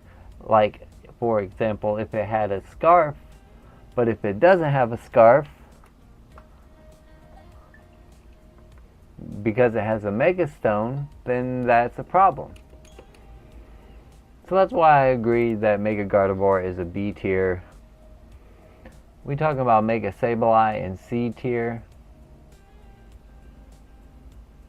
Because it's got the don't need to be Mega problem. Versatile, like, because like on stall teams, like yeah, like it gives you the magic bounce to like deflect whatever whatever utility moves that stop stall. But then like even with like regular teams, like they'll just withhold the Mega and like start like cranks to spamming annoying ass moves. Also, rip the Mega. I think the most, I mean, I guess we can look at the usage, but the most common stuff I've seen on it is Mega Sableye wasn't the problem on the old stall or SOU teams. Right? Nightshade. It was I've seen it like a lot of things that honestly fundamentally don't even exist in Pokemon anymore. Just obnoxious. And then Will-O-Wisp will shut down a lot of popular, pretty much all the physical. I think it's also C tier. I don't think it's B tier. And like Age Arcanine. So like, I would rather use Mega Gardevoir, Mega Clefable, and try to do the same tactics, similar tactics at least, to what Sableye was doing. And then, as you said, Gorey, I might even put the regular Sableye on that same team, whereas in the past, it would have been the opposite, the regular Clefable and the Mega Sableye, but I just don't think that's where we're at in this meta. So if you see a game where like you could actually get cheesy stuff off with Sableye, having it just on your team as a Mega option, and then just bringing it into those games, like I could see the reason to do that. I think it's, yeah. You don't see it much, thankfully. Yeah, so like you won't like expect much from it, but it could randomly just like like actually make you lose if you're not prepared to like have a good answer to like pranks the Will-O-Wisp spamming or like Encore Disable spamming.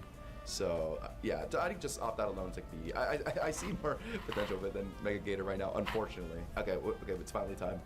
The Wall. In singles.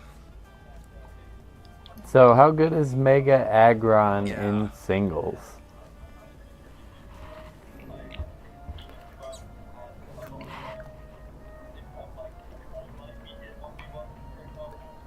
Yeah, probably it might be A tier. It's a little unfortunate, yeah, when it's trying to be a similar. But I feel like it's more A tier in doubles. It's probably B tier in singles. Okay, what it does better than Corviknight at least is like offensive heavy slams, makes it way more easy into like you know like probably does pretty good damage like Primarina, gives you maybe even S tier. Very well. Well, I could give you A tier.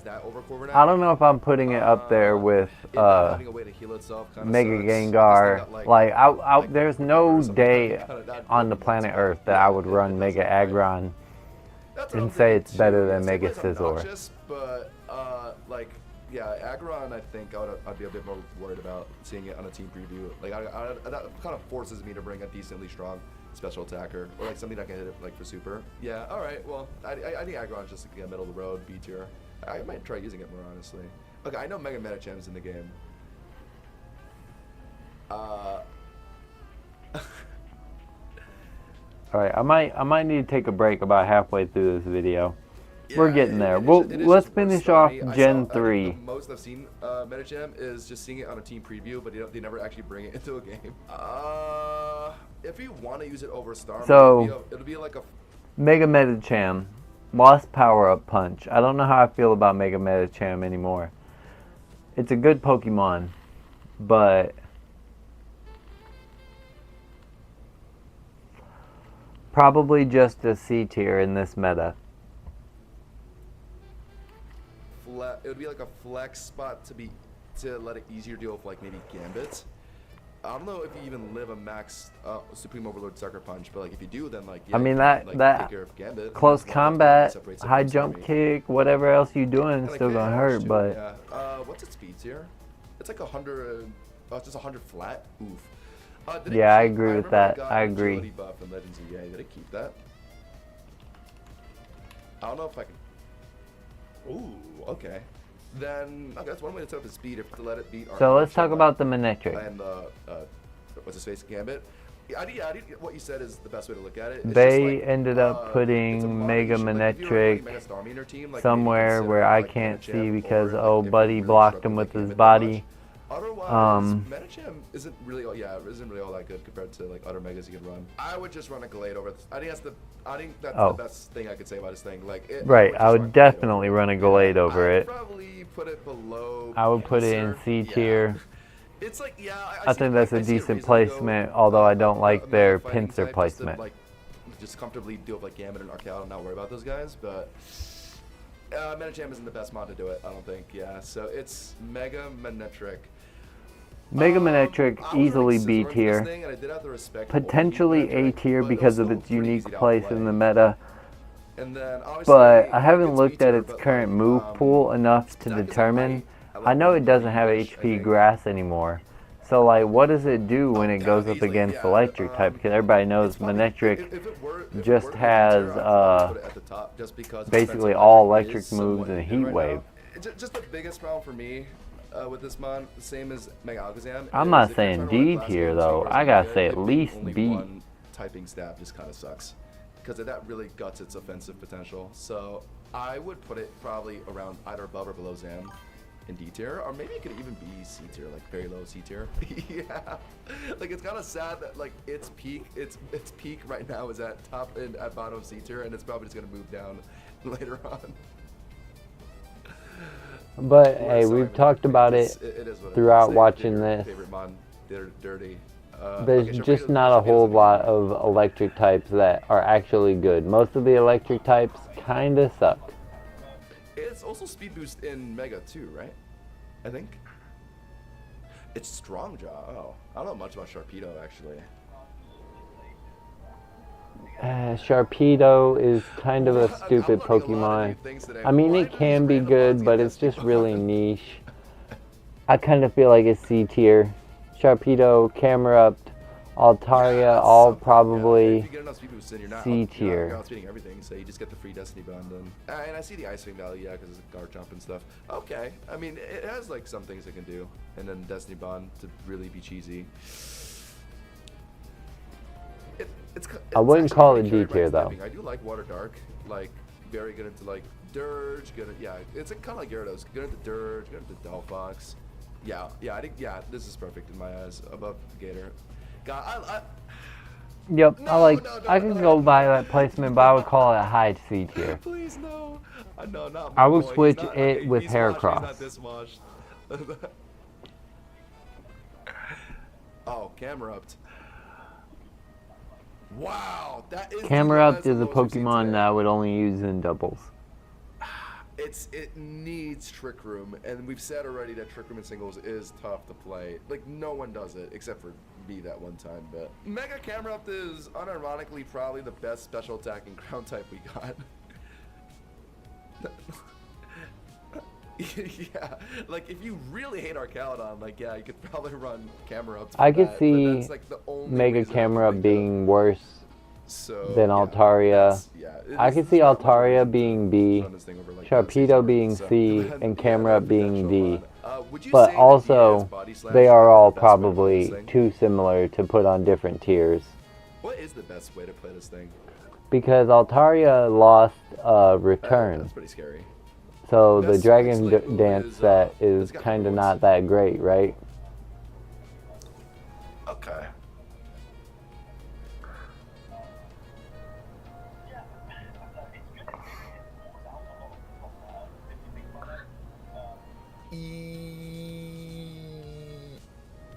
Yeah. Yeah, I mean, I haven't seen a single Altaria either, so yeah, that's a good point. I've seen Heracross and I haven't seen Pinsir, but okay. Yeah, we'll leave it there. I mean, it is like, it has a great typing, but it's stats. Yeah, it's just its stats. Okay, it's finally time. Mega Banette is very obnoxious. It's Mega Banette is pretty damn good in this game. Or bring something that can it could be taunt it, but even while you're taunting it, like you're still gonna have potentially A tier. So it's like really like hard to deal with. It's maybe one of the worst A tier. Dirt of no items. But I really like this mon, and I've lost to it when I've gone up against it. Yeah.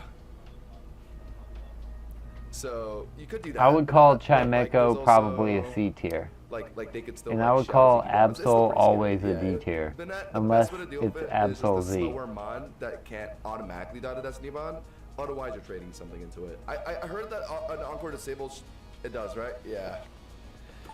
Yeah, so that's just, yeah, it has a lot of routes it can go. Just either Poltergeist, get ready to Destiny Bond trade you, Encore disable, Will-O-Wisp, cripple one of your physical attackers. So, like, you'll never, like, I mean, most of the time they are just trying to Destiny Bond trade into you, but you can't really be sure what they're gonna do.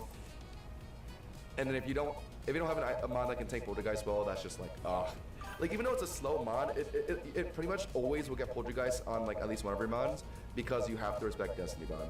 So, like, so it being a low speedster, like, doesn't matter at all, because of Prankster.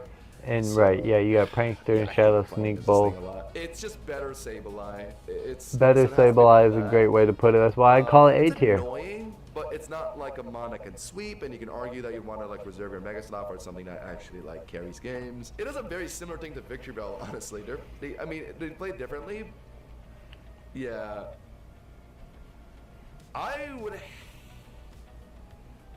would hate to play against a Banette more, but if we're talking about what's just better in general, Poltergeist is annoying, you know. It's one of the best offensive moves in the game. Okay, I'm starting to let's see move the on vision to- on their tier okay, list here's a little one that bit. I was really trying to make work. Mega Chimecho. As And a the lot more of I things see you do, it, but actually, like Cosmic Power, Storm there is a Power, few which that is what I need was to get trying. moved. Like Kangaskhan needs to Otherwise, be it an gets A really tier. combined, and, like simple like Psychic Noise is useful.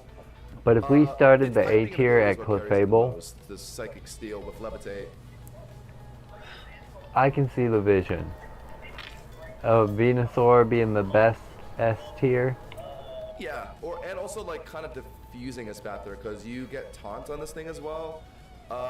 And we'll see. I'm gonna play a couple games here in a minute once we get through these last couple Gen 3 Pokemon. And then we'll see where they put what we think is some of the S tiers. Mode like BB3 singles, really hard to like get like the +3 like Cosmic Power like you theoretically want to before like a Gengar comes in to immediately stop you, or like before an Aegislash comes in to like immediately stop you. So it's tough. I think you can get away with using it in like lower tier, like lower ranks when people are like a little like bad, like so it's easier to like get Cosmic Powers in for free. But in Massimo rank, where it's a bit more difficult to do that, it's tricky to use. All I can say really is just if you can get a good turn one with this thing and like are somehow able to get like 1 or 2 Cosmic Powers in, you do actually just sweep a game. Like there isn't really anything that can kill you. Like Okay. Masquerada knockoff isn't gonna Maybe touch I you just after need you to get run Cosmic Cosmic Powers in, Power. and then you just recover up. Gengar Shadow Ball, I actually remember playing that matchup. If you get 1 Cosmic I was Power thinking in, I might run you Max live a Defense Shadow Ball Calm from Mind. Mega Gengar, and then I think Store Power is a roll to kill. So that's also something you can consider.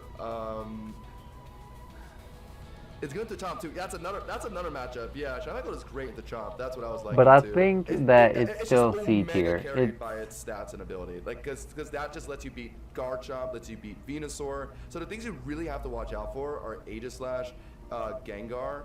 So like, if you just can't immediately get the Cosmic Powers down, you do have to respect them. But if you can get Cosmic Powers down, like I have won a decent amount of games with this thing. Like you genuinely do sweep. I think Sableye deserves to be a bit lower because it's just very outshadowed by Mega Banette, I would say. Yeah. Great point Honestly, on the I'd ghost put it below, types. like, Sharpedo. But it's still better. Than I'll Gengar, I put think. Sableye C tier. All right. If Frostlass is in a game, Absol was in a game. I'm sorry. Yeah, Absol first. Wrong Absol. It was the wrong Absol. This thing is just so confused. What does it want to do? It is a mixed Right. stat spread. What does it want to do? Oh god, this thing is weird. I forgot how weird this thing is. Yeah. A glass cannon with And then magic it's just bounce. Slow too. You're really, what are you using the special attack for? The best strat I see with this You're thing, not how using slow it the is special you run attack. Justified, swap in on a dark move, get an attack boost, and then rip the Mega and start. Yeah, Okay, something like sure, that. but and then no. Once you get the boost, you just rip Mega and start spamming sucker punches. But that's just worse Gambit. How sad, because this design makes it look like it would be like one of the cool, like the best. Yeah, mods in it's a the game, D tier. But it's just so bad. Wow, that'd be worse than Beedrill. lot of people are saying sharpness, but regardless what it gets, I think it's gonna be really good. I think this thing is probably below Zen. Yeah, because Mega Absol in general, okay. terrible. If Frostlass is in the game, then Glalie in the game, right? Glalie is in the game. It's a D Yeah. tier. It's maybe a C tier in its best day, but I've seen a Glalie actually in one game. Yeah, it's so weirdly mixed. Even though Chameko is less total base stats, Glalies are just this, like spread out, distributed so much worse. Yeah. So, well, you can maybe make something happen off of the Moody Glalie. And then Mega evolve it after a lot of turns of being annoying. Frostlass doesn't, so I mean that's but why? One thing it does better than Frostlass, but it's just not enough. Yeah. It's a D and right, and then there's blowing up your Mega, which I do not endorse. Mega Man's not in the game yet. Mega Metagross not in the game yet. No. All right. Here's a meta staple. Lopunny's very popular. I'm gonna stop him right there.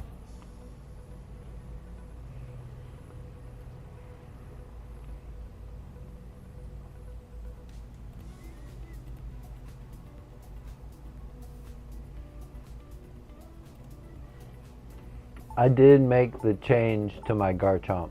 It's now Lumberry Swords Dance.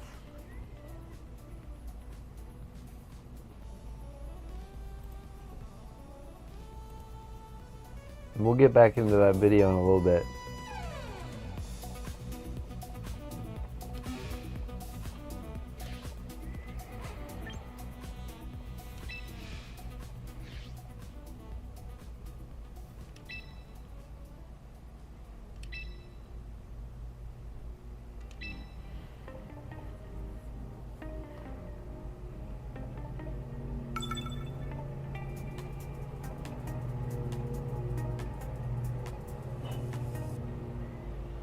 All right.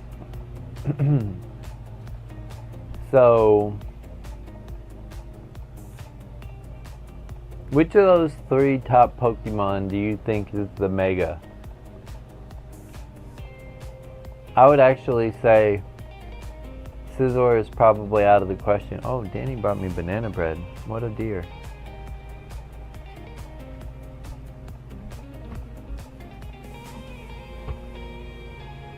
Can I get a hell yeah, chat?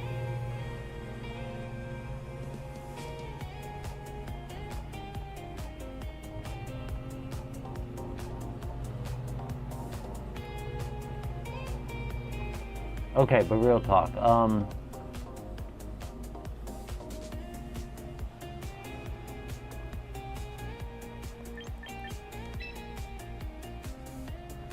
Most of the team dies to Delphox. And I feel like I could probably just get up in Aurora Vale for safety's sake.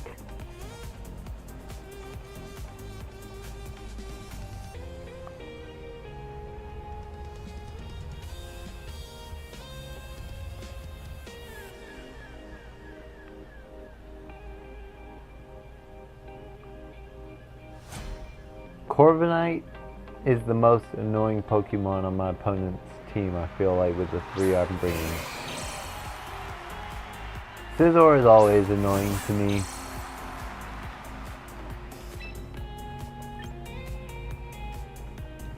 But let's hope they go for a Swords Dance here. Or a Bullet Punch. I'll take a Bullet Punch on my chin and then U-turn to Delphox.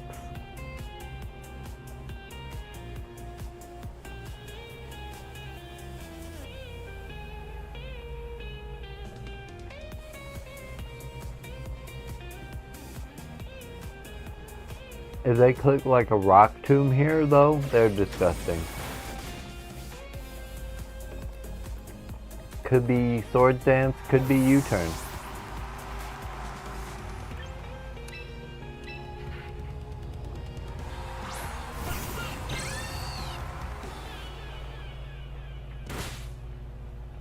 Wing Beat, it does hurt.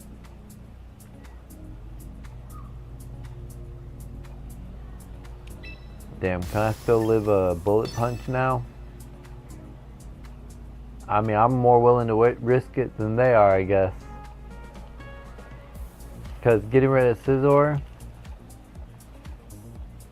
Damn, I can't lose Delphox, though. This might have been the wrong play.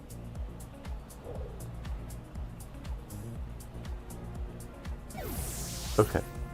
I knew that they had more at risk than I did. That's one of the main reasons why I made the play. I also have a strong feeling that this will be their Mega.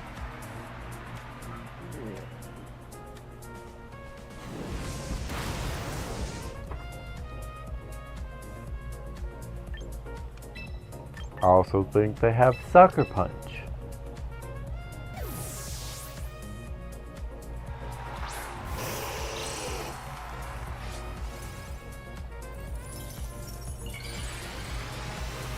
Here we're going to see either Sucker Punch or Fake Out. But the existence of Fake Out doesn't rule out the existence of Sucker Punch. Okay.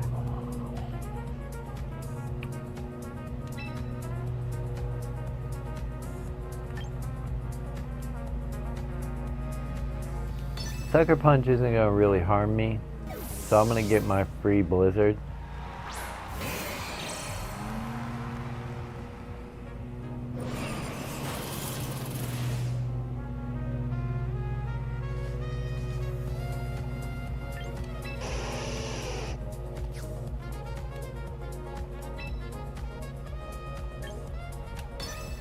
Go for it. If they bullet punched me there, that is what it is.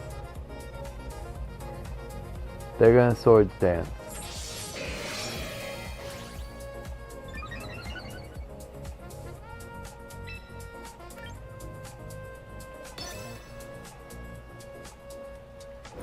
I'm gonna try to kill them with the close combat. They're also taking a risk of getting frozen, and they got crit. Okay, I see what they want. Excuse me, I see what they want to do. They haven't even shown Bullet Punch yet. Obviously, you don't run Scizor without Bullet Punch, though.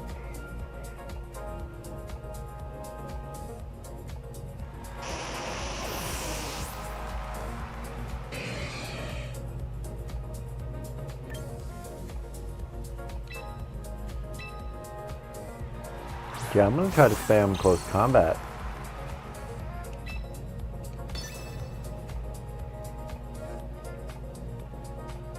I don't know if Bullet Punch kills behind the veil, even if they did get 2 Swords Dances. Thank you, Aurora Veil.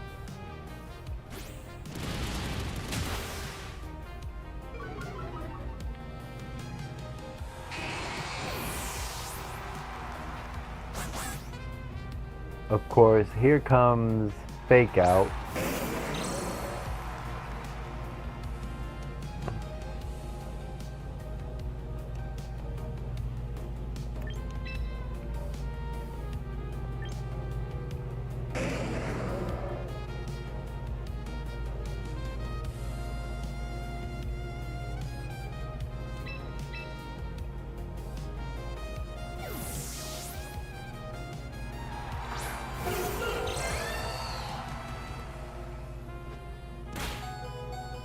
Cool.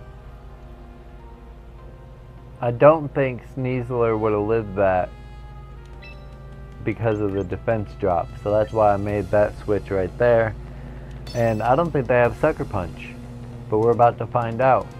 The way they switched out made me think maybe not, but I mean they had the Scizor to go against the Ninetales, so it's like not that definitive. No, they quit there.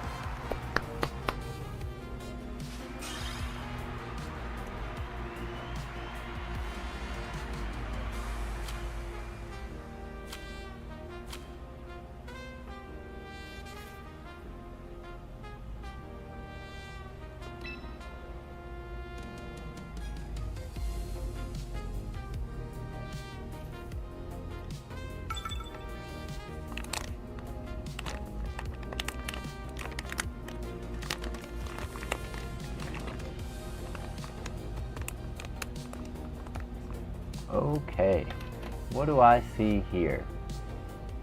I know I see Mega Gyarados. Almost certainly Mega Gyarados. And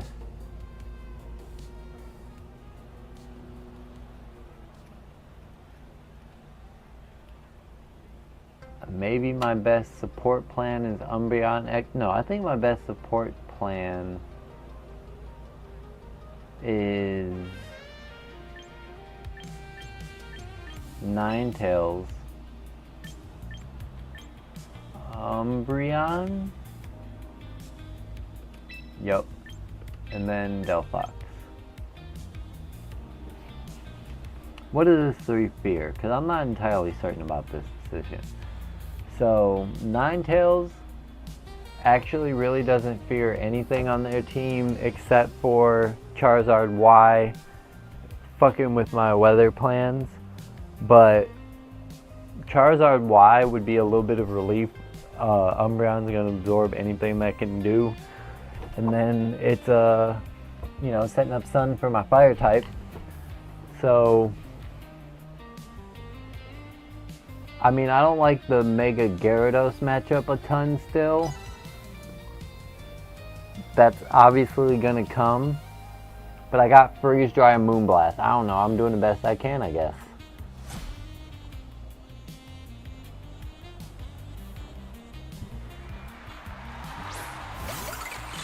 We are both going to lead with Sunsetters. Are we both going to have a Veil handshake?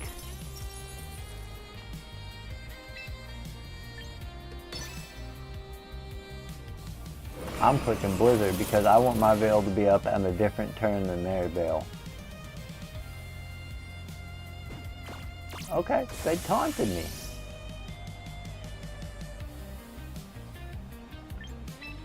We're not even going to play that game right now. Not even going to play that game. If they set up an Aurora Veil here, that's fine. We're going to play defensively until it goes away.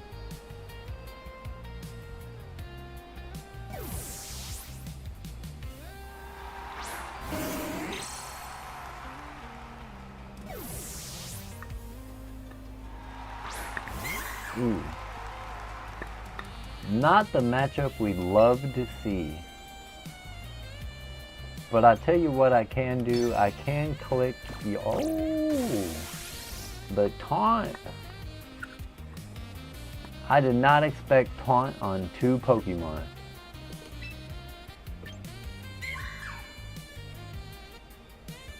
But I am going to click Foul Play. Right, there goes Swords Dance.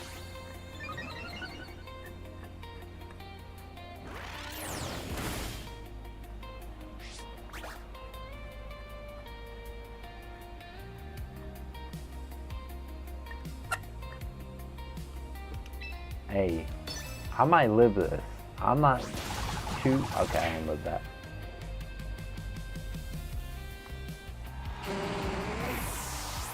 Shit, do I lose the Mimikyu here? I don't believe I'll lose the Mimikyu here because I can get Aurora Veil up.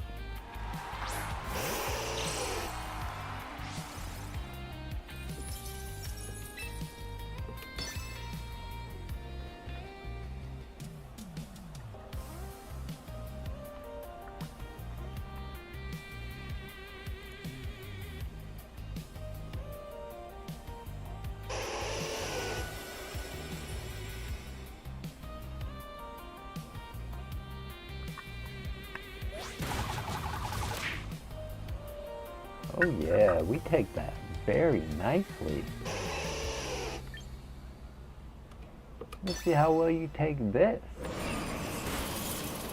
Alright, that was pretty nice too. I'm not gonna cap like it wasn't. It was pretty nice.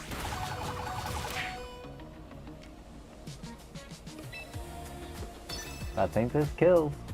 You better switch.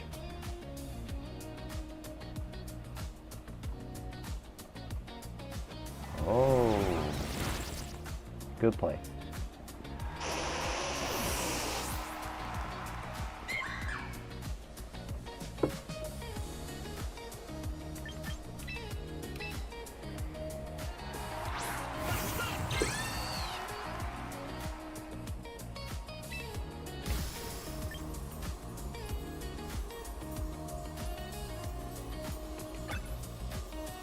Hey, I mean, Mega Gyarados is the only thing that really threatens at this stage with this damage on the Pokemon that they've shown so far.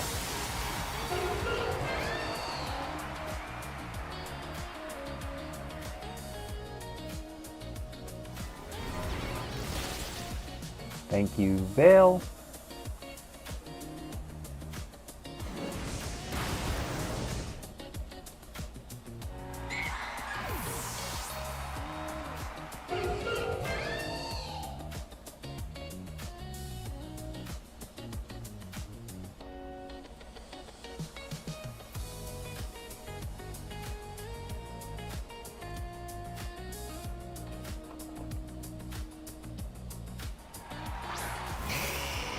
Charizard.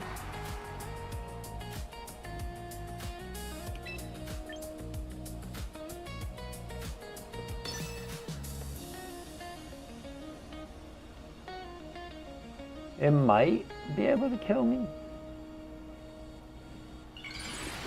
Zard X though?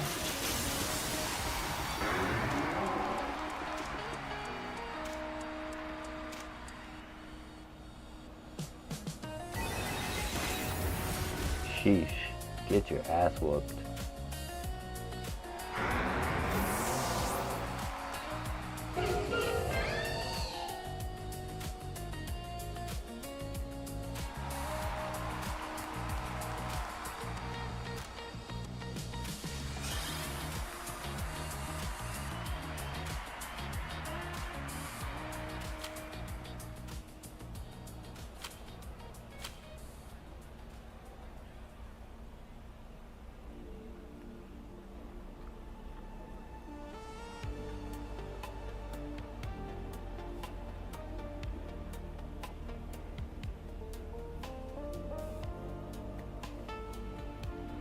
Alright, that was a good win right there. We had to play that one right to get that win.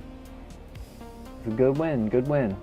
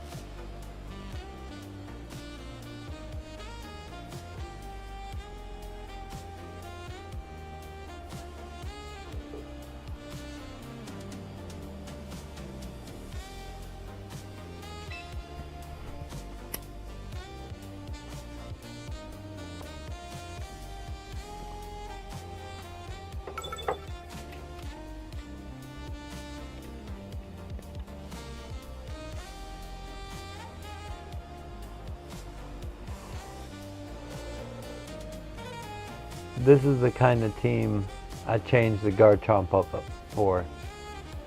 Right here. I'm going to lead my Sneasler in case they do the low punny thing, because I've told y'all that works every time. But Garchomp beats every Pokemon in this team. Maybe Basculegion can be a little bit problematic.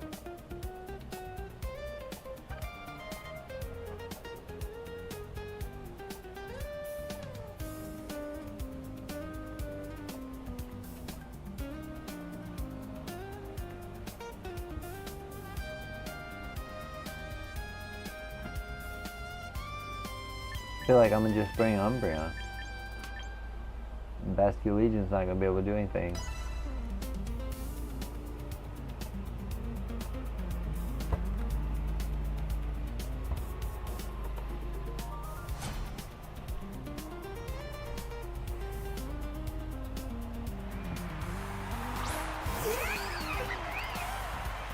Alright, I predicted the lead correctly. Now I've told y'all, this works every time.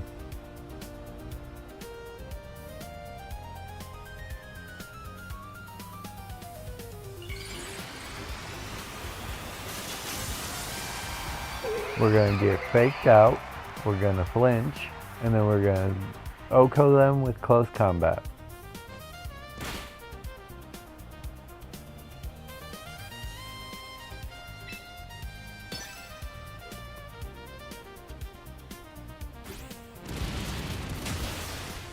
Every time.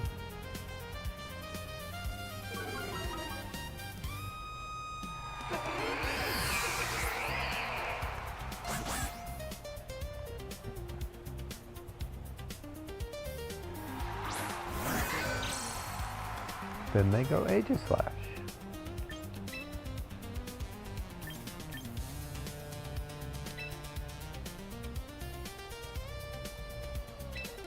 We will go Umbreon. They could carry the Sacred Sword. That would be saucy.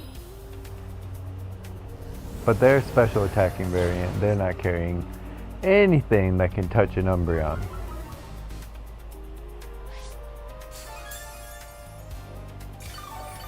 Now, I'm predicting a switch or a King Shield here. I'm gonna click Yawn. Whatever comes in is gonna get yawned. They bring in a Hydreigon, another special attacker. So now we know Umbreon walls this entire team.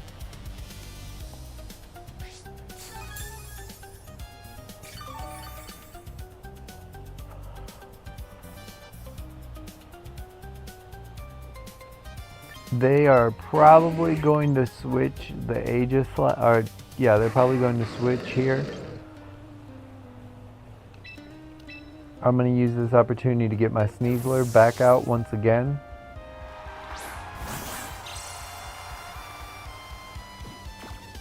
Ooh, a taunt.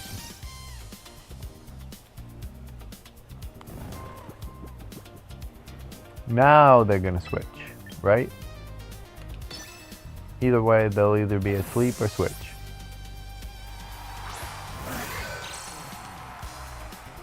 We can get the Garchomp out for free against the Aegis Slash now.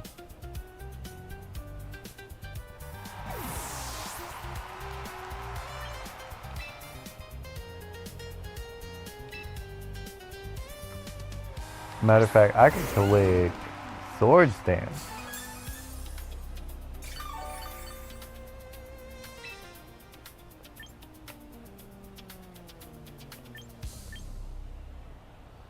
Because this could be a switch to their Levitate Pokemon. Yup. That is a good play, kinda, but you forgot a couple of things. Number one, you're asleep. Number two, I'm also a Dragon type.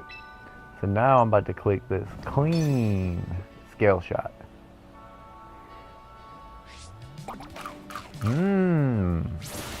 I like that. But it only lessens the damage on the first hit. Get your ass whooped.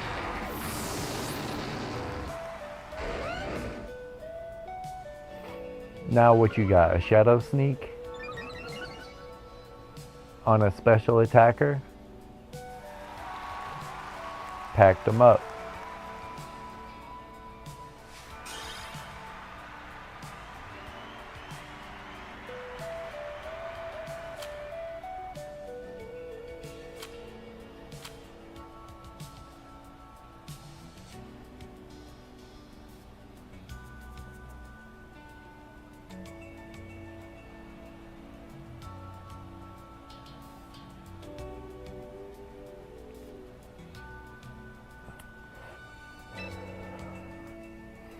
Hopefully we should get just into 1800 if we win another one.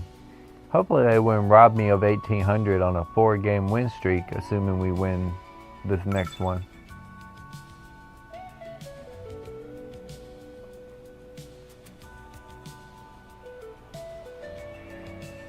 Okay. A team that does not want to see Excadrill, I think.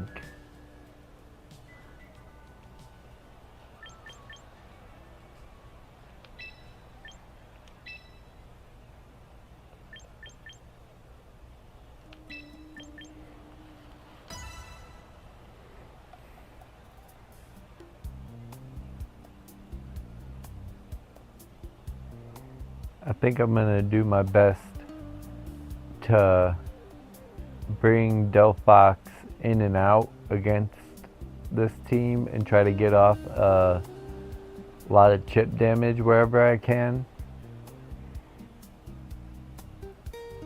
Excadrill has the potential to beat everything on this team, and if that doesn't work, Sneasler could be a great cleanup.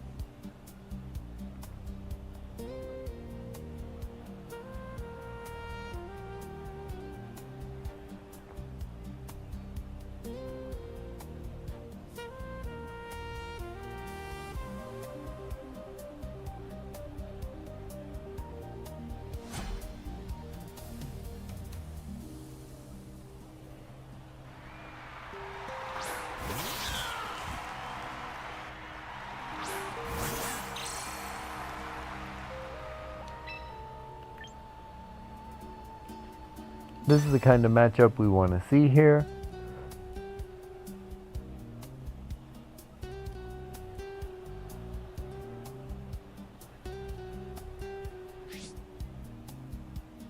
They U-turn, that's good, but we'll get the slower U-turn, which will give us the momentum.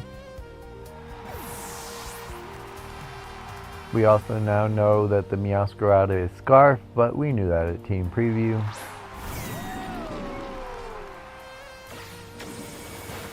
They go to their Arch, but that's a Pokemon we want to see come out. That gives us the opportunity to click a Flamethrower.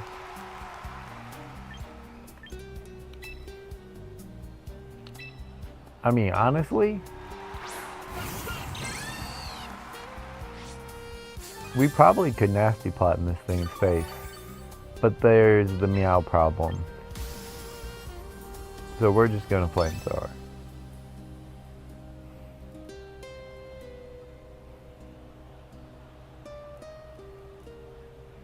Plus, we don't want to deviate from the game plan on turn 2. The game plan is simple. We want to get as many opportunities to where Delphox can click an attack and isn't going to die that same turn as we can get to make Excadrill and Sneasler the win con.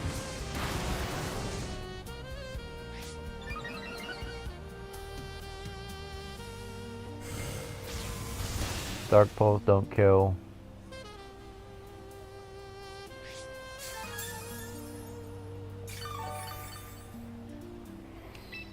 Now they either lose their Arch or they gotta give big damage to something. Cool.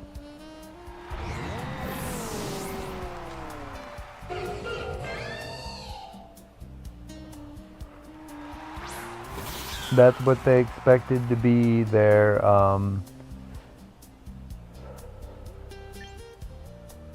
counter for Sneasler.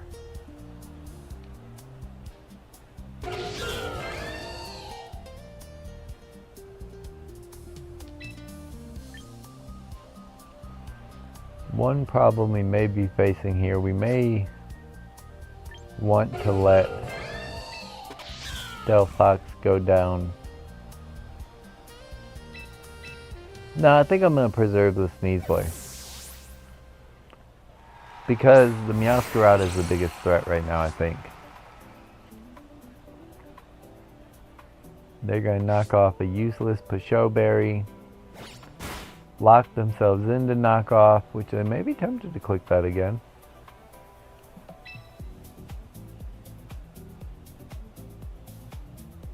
I'm not certain if that kills or doesn't.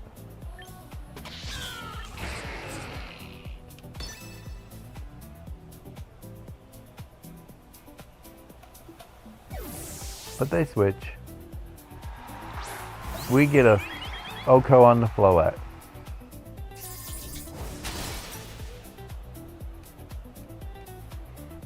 Wasn't an Oko.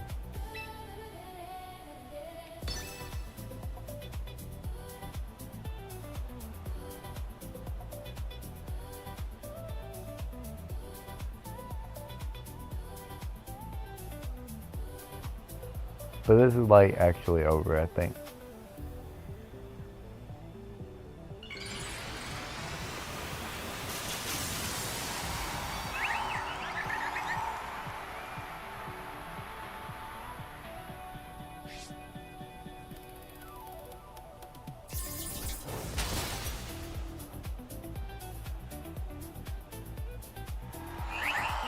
now you have to lock yourself into a move in a 3v1.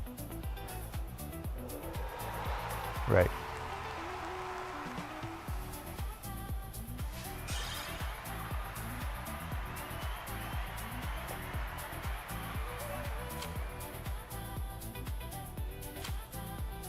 They gave it to me, 1801.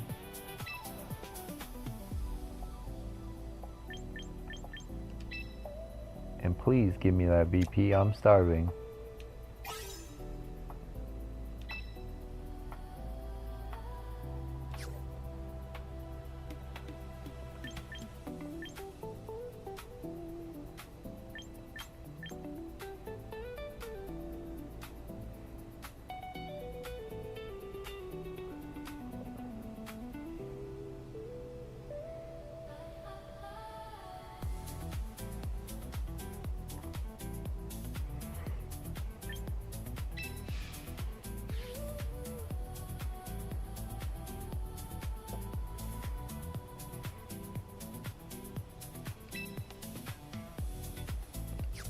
Well, I want to look at some battle data.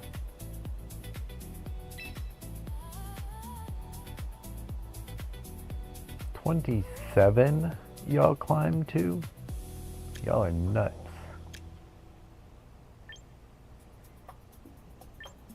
Top 300 is all over 25. Good lord.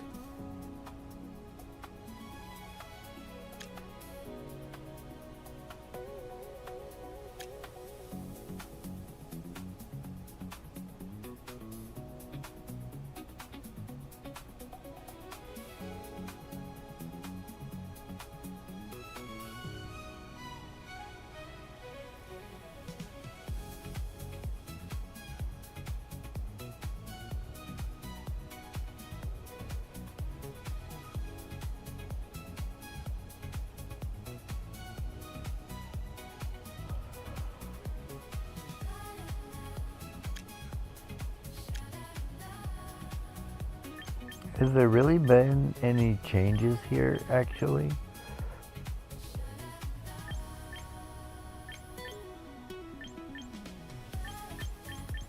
I feel like Sneasler may have dropped out of usage a little bit. Or maybe I'm bugging, because I still don't see Sneasler. Okay, Sneasler is wild down. Okay, I know Delphox used to be like right at the top 20. It's not been top 20. Umbreon's going up. Gyarados is going up. King Gambit's probably dropping, if I'm being honest. Scizor probably going up. Aegislash, I feel like wasn't top 10.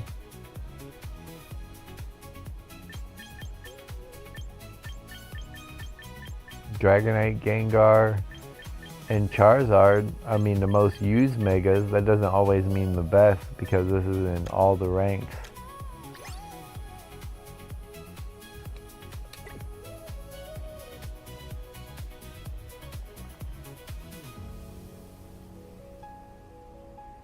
And then the next most used mega, Scizor, Lopunny, followed by Kangaskhan, Delphox, which maybe I'm a little bit too high on Delphox. Also, keep in mind, people who didn't buy Legend ZA, I don't know if they can get Mega Delphox. So maybe the Mega Delphox is one of the best megas in the game, and it just doesn't have the ease of usage that Meganium gets and Dragonite gets because you're given those within the game.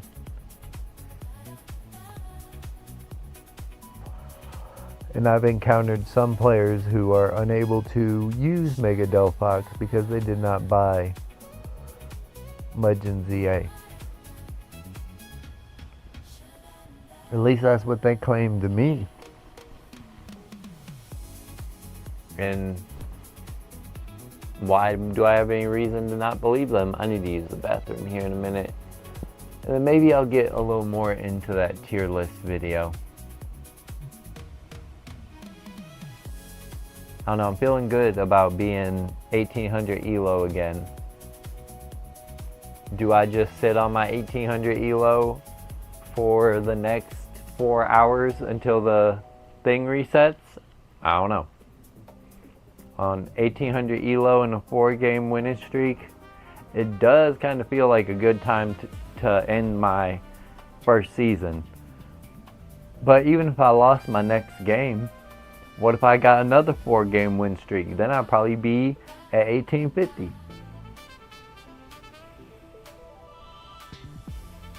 It doesn't have the same ring as 1800 though, does it?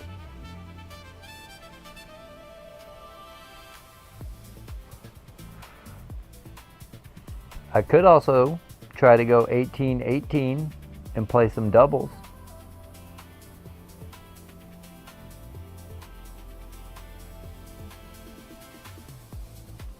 But first thing first, I need to run to the bathroom. So give me a moment.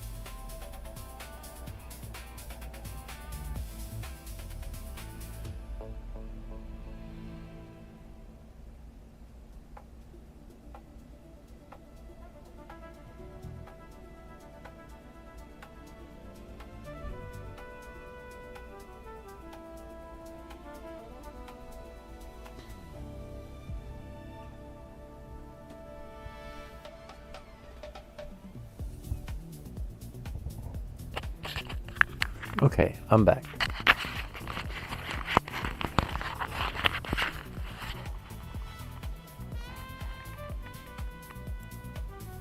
Turn this back down.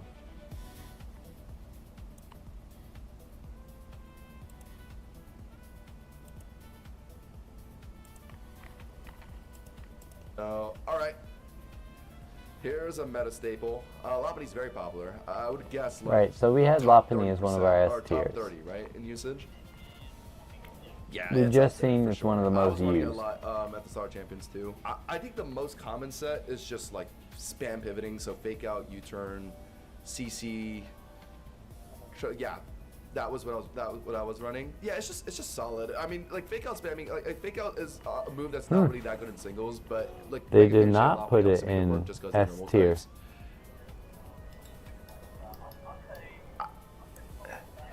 Lizard Y. Yeah, and it's yet another mon that like you don't have to worry about Bask Legion just freely locking Nacho specs at the end of a game.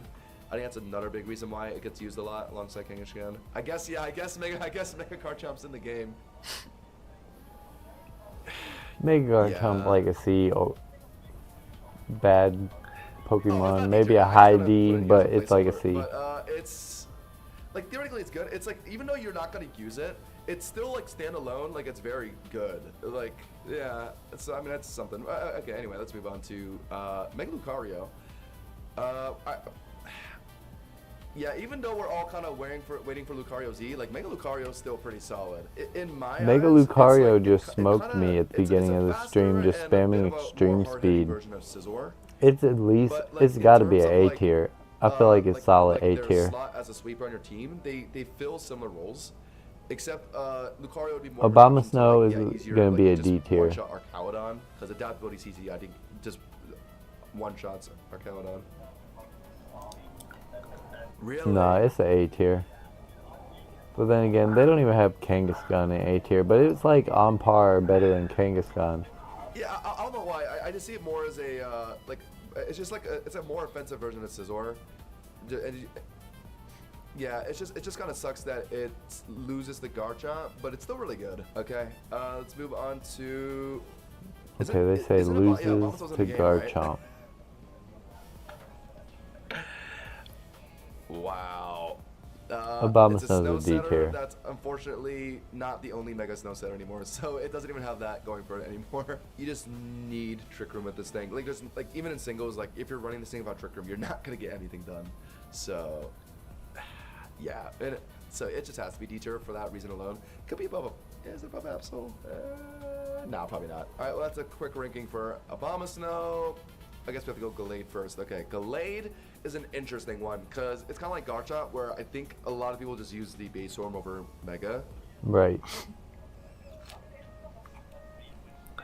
Yeah, faster, but I think Scarf is just more popular on Gallade over Mega Gallade if you care about speed.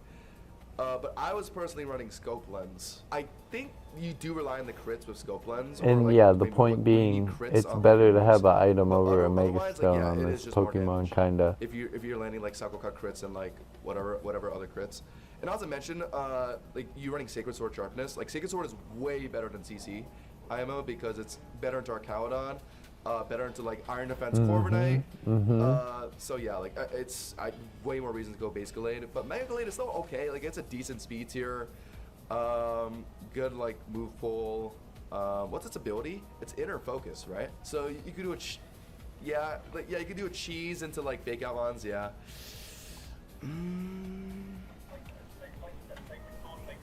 Yeah, no. Yeah, I actually had Glalie on my team for a while just to like be able to beat Gambit, Venusaur, Arcalodon, Corviknight, and those mons are all very annoying. So Glalie actually, or not Glalie, Gallade actually does well into all those. Yeah, it's minimum B. It's just so unfortunate that its Mega is just very outclassed by its base form, but the Mega can still put in some work. I think it's below. Honestly, I think this might be below for Alligator. Probably C. I think. Actually, no, I lied. Yeah, even if you're running the Mega for some reason, yeah, it still like beats like the matchups they wanted to, like Venusaur and Gambit and all that. So yeah, okay, I like that. Above Sableye, not for Alligator. Okay, Frostlass, the actually good snow setter. But yeah, like it is better Mega Obama Snow, but the problem is in singles. There's a few problems I can think of with Frostlass because I've never really lost one, and then when I tried playing, everybody was on Frostlass when Champions first came out. And I really don't think it's that great in singles. Like Webs is good. Yes. It's a lovely looking Pokemon and it's strong, but it's like B tier. I think Kangaskhan, Clefable, Lucario, Starmie. It loses the Scizor. It loses a lot of pop. That's my problem with Frostlass. I would call Banette A tier, and some of the are a B tier, and some of those Pokemon that we debated before are probably A tier. But I think that Banette and Frostlass are probably like really strong B tiers. I can see Frostlass being like on the borderline. Same as Banette though. It's so much better in BDC, guys, because Blizzard has just a lot more value in BDC, and also speed doesn't matter as much in BDC. But when talking singles, it's I think so. Yeah, I was about to say I don't think I'd take it over Mega Bro, to be honest. Mega Bro's scarier, and also yeah, T-Tar's probably better too. Yeah, I put it right here, above Chime, below Mega T-Tar. Okay, that was good. Um, Embor. Embor. I mean, I guess Mega Embor also has like has Moldbreaker Earthquake now for Rotoms, but like it's more important for Gyarados Yeah, than but Embor because no. Embor doesn't really. Even sit in if you front of us got here, Rotom Moldbreaker Wash typically. Earthquake, it's Even if you're no. able to like Moldbreaker Earthquake it, I actually can't think of a single matchup that Moldbreaker matters. I think the only instance is like if you really want to lock like Flare Blitz on like a Heatran that's running Flash Fire. Yeah, because you CC or Earthquake. Well, that's if Embor. Excadrill. Ooh, I don't really think anyone uses Mega Excadrill because. Is there anyone that can trade one to me? Yeah. Sash, So, like Scarf, and they go Moldbreaker. I to don't beat, know if I can, Rotoms. because we were just I talking guess about when, this on when, stream, Like, Gliscor actually becomes a that Pokemon I'm pretty with, sure like, Toxic Orb, and then you'll see more like Protect stuff. Like, yeah, you don't. if you I can hit traded Gliscor you a against Protect Delphox, moves, but that's like about the only. like if I or like hitting like Wish Protect Monster Protect. transferred it to But those are, Scarlet like, very Violet niche and scenarios. traded Like, you a its ability in Delphox, general is, like, not that I'm prevalent pretty in sure you singles, still so wouldn't it's have like transferred it's it very outshined, but it's, from base Legends form. ZA. But it does get decent speed in its Mega, right? It hits like the 100 range. Yeah, like the only reason to run Piercing Drill over Moldbreaker is just if something in the meta like brings in more Protect like Stallmons, but that just isn't really all that much of a thing right now. Standalone, it's probably I'm teetering between here and here. Is it better than Heracross? It probably has more sweep potential than Heracross at least, right? I don't know. It's not in the game. Is it in the wait? Is it in the game? Hold on, let me look this up.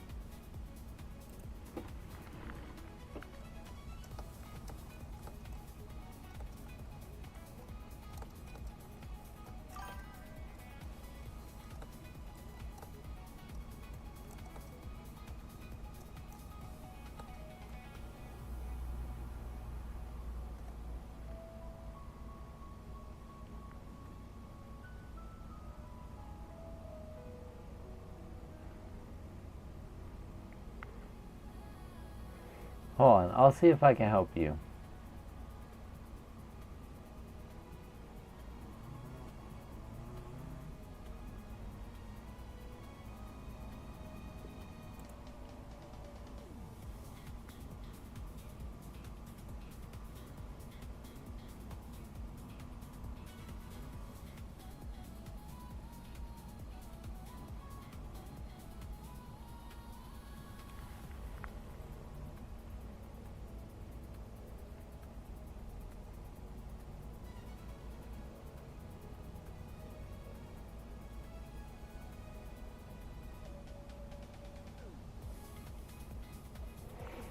So, Reddit is saying you have to get a Delphox through Pokemon Home. I'm sorry, Ardino fans. Wow, that is wow. Yeah, that's the lowest we've seen today. I don't know what this thing does at all. Hold on. I Let me grab my... Oh, this thing gets a generator. Interesting.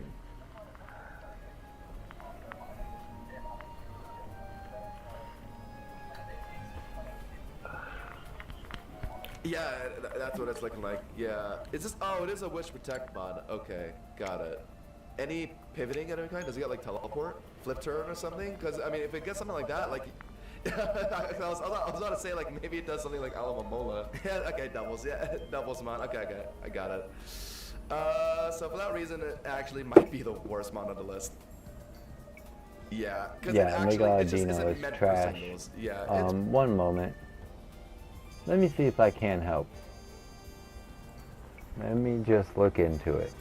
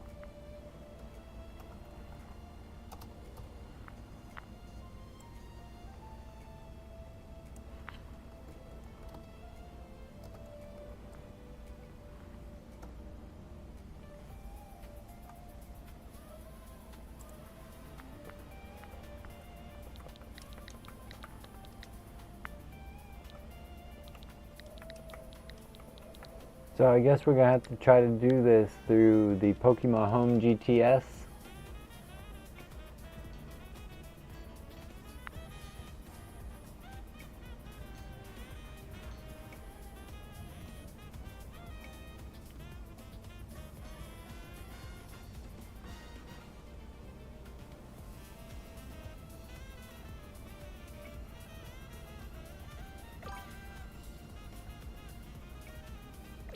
I don't know if we can link trade it. We might have to use Pokemon Home.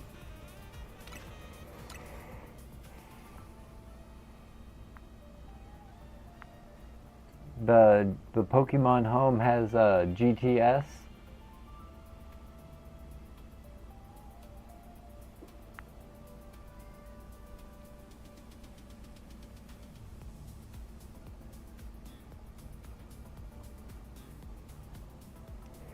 Just give me a moment.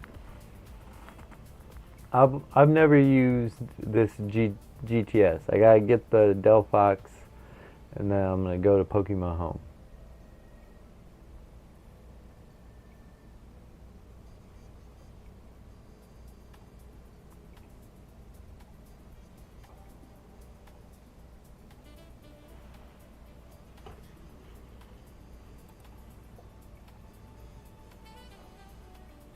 Oh, I did not see that part.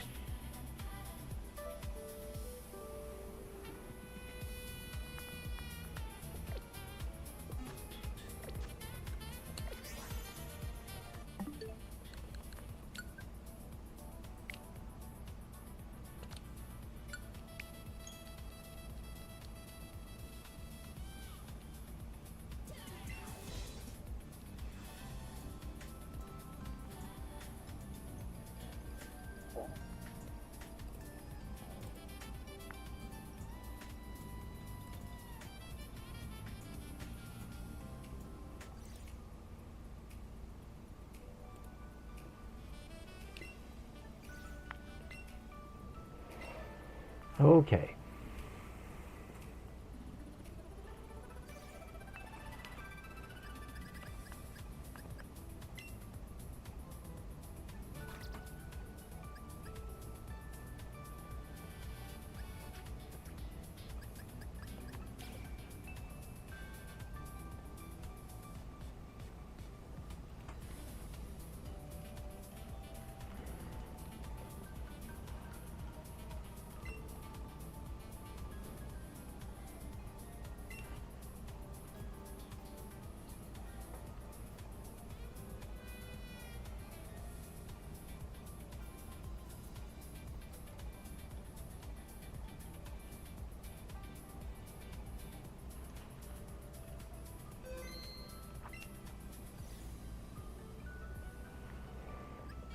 So then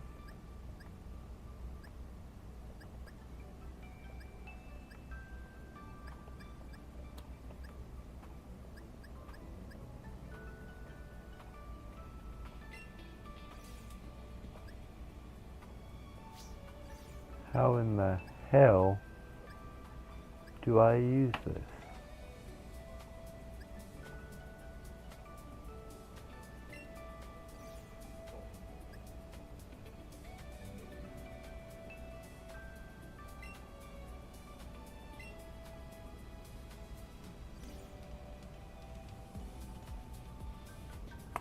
Oh. Isn't that something?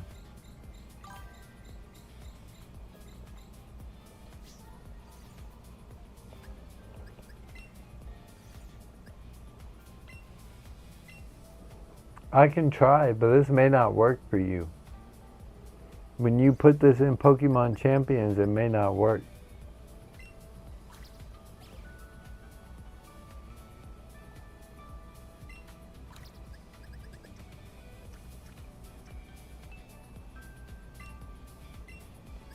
I can't. Oh, okay. No, I can't.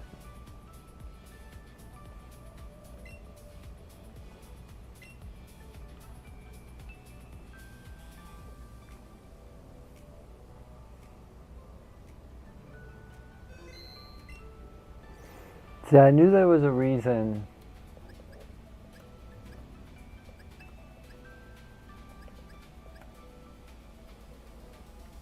Now,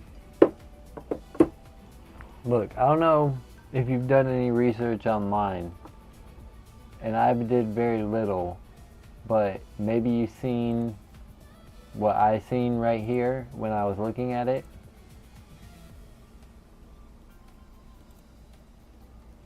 I know this window is set for something else, so I'll help along here, right?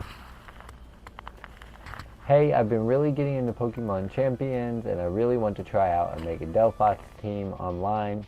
After doing some research, it looks like I have to trade a Delphox from Pokemon Home to Pokemon Champions. That's from ZA, but I don't own ZA and don't know anyone who does. Is this the only way? Then the top voted response: you need to send a Kalos starter from ZA to get their stone. If you don't have ZA, here's what you can do. Put a Pokemon in the GTS, open link in new tab, and ask for a Delphox that can go to ZA. Ideally, trade a Delphox for a Delphox. Keep trading until you get a ZA Delphox. Then send this Delphox Champions to receive the Mega Stone. Yesterday, I got a ZA Delphox in the first trade. I got a Greninja today after 2 or 3 tries.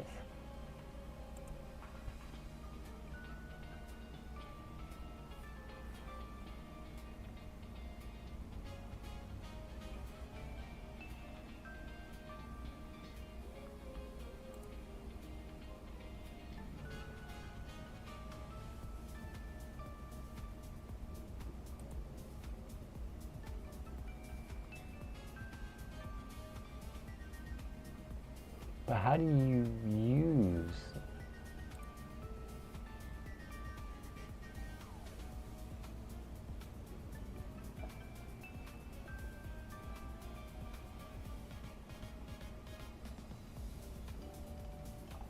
That's not the answer we need. I don't know how to use the GTS, or I would try to trade you mine. Because clearly not any of these options.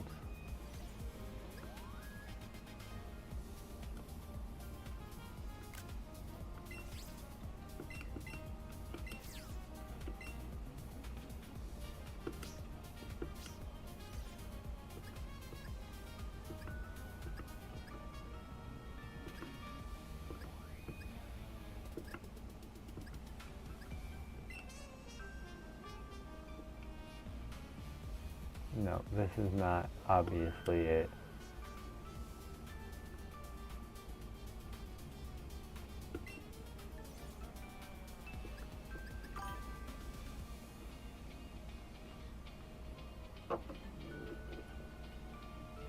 Yeah, I was definitely willing to trade you one if I could, but Yes.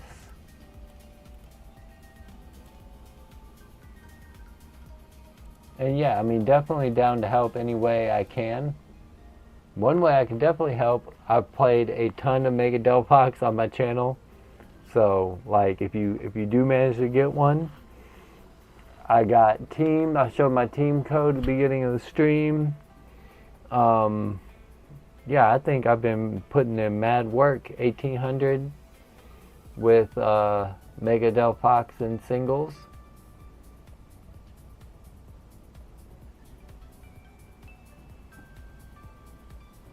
No, I don't think you can transfer any Pokemon because they don't have abilities and stuff. I think that's the reason, because ZA is different. Yeah, no.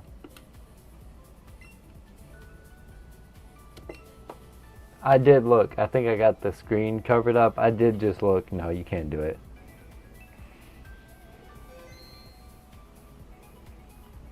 Probably because it's a Delphox with no ability, I think.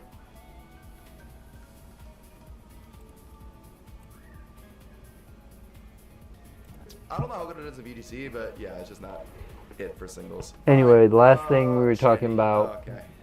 Delphox, not Delphox, Audino, probably worst Mega, I saw right? that video, yeah. One of the biggest. A lot of really good use cases new for ones input in trainer, here that I we guess don't would get be, to talk about like, because they just you didn't know, put them in like the game yet, yeah, like unfortunately. sub strats. We're not really seeing screens right now, so that doesn't matter. So it's just, yeah, it's just sub. Yeah, so like, I guess you beat like sub Mega Floette if that's trying to cheese you. Yeah, I was gonna say I think it's perfect here. For sure, yeah. Chandelure, I would call like, C tier as well. Like, it's fast enough to at least get one hit in before it like dies. And it's gonna be huge power boosted. Shandy, I could say the same. So yeah, also it's just so outshadowed by other fire ghost types. Right. Dirge, Heatwave, Typhlosion. Right. Yeah, Sarah Ledge. So yeah, this is way too many things that Golurk.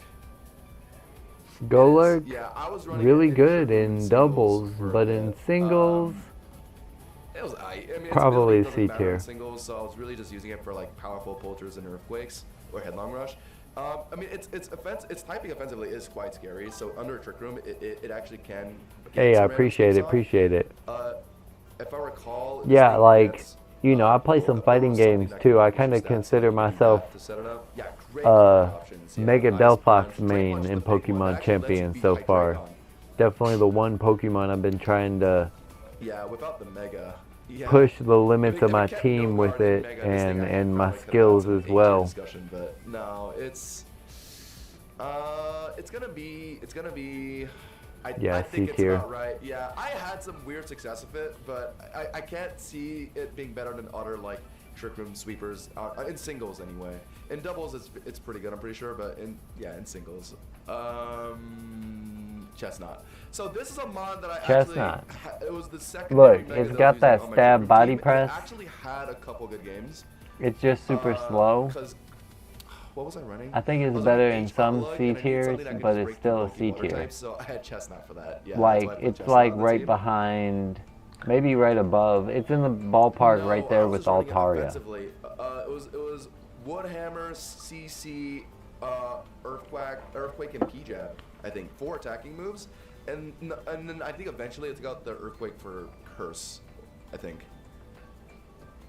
Yeah, so that was like my Trick Room sweeper set. Oh, bro, But I do know if you're not Trick playing like that, Room, you Curse. Can do, like, the lead sheet.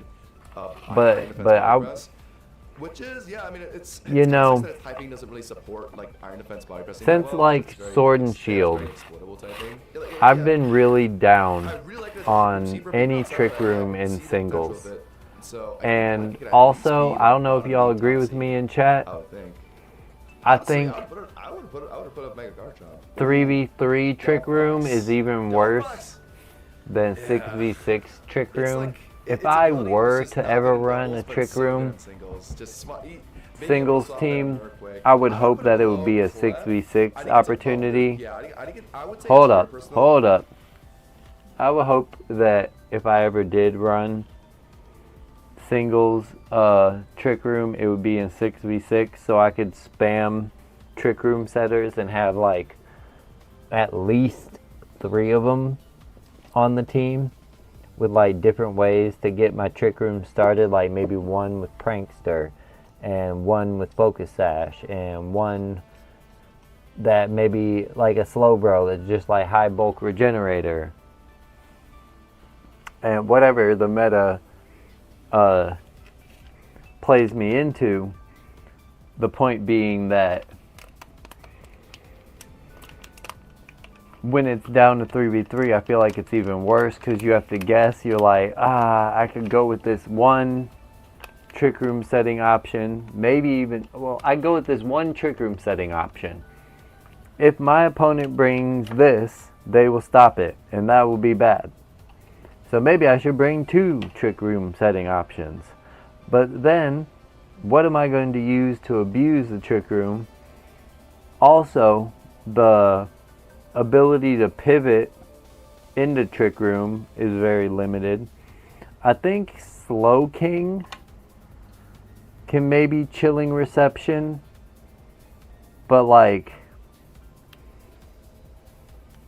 in singles, really the only good trick room user that's reliable is probably Hatterene, because the problem with singles trick room is you waste a turn going between your trick room setter and your trick room abuser, and understandably so, they don't make a lot of Pokemon that are both.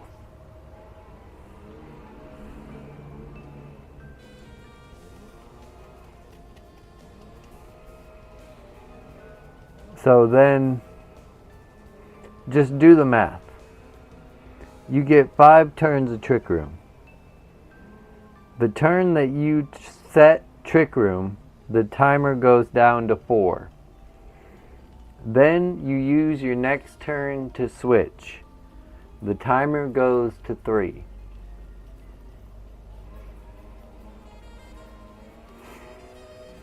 In a 3v3 battle, you now have 2 paths to victory, basically.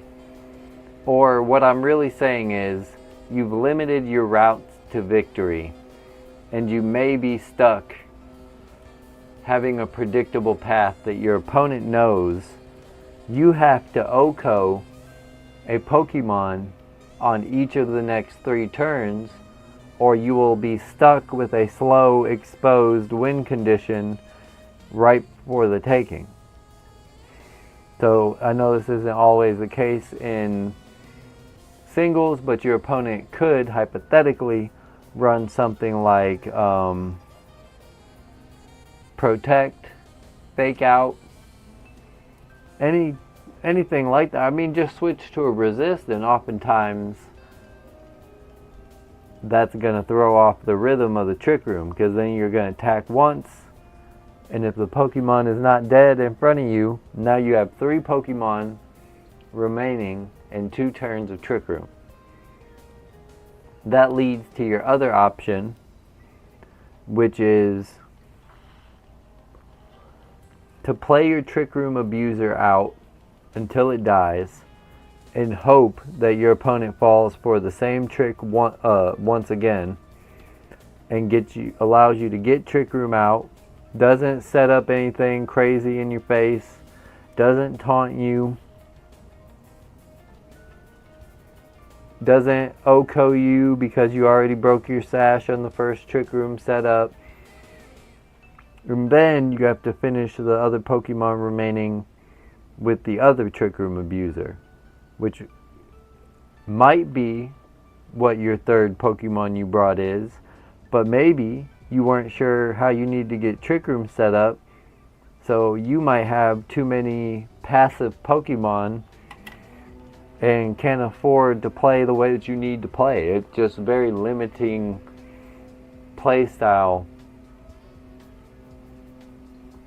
in singles. So that's my soliloquy, my TED Talk on why I don't play Trick Room in singles anymore.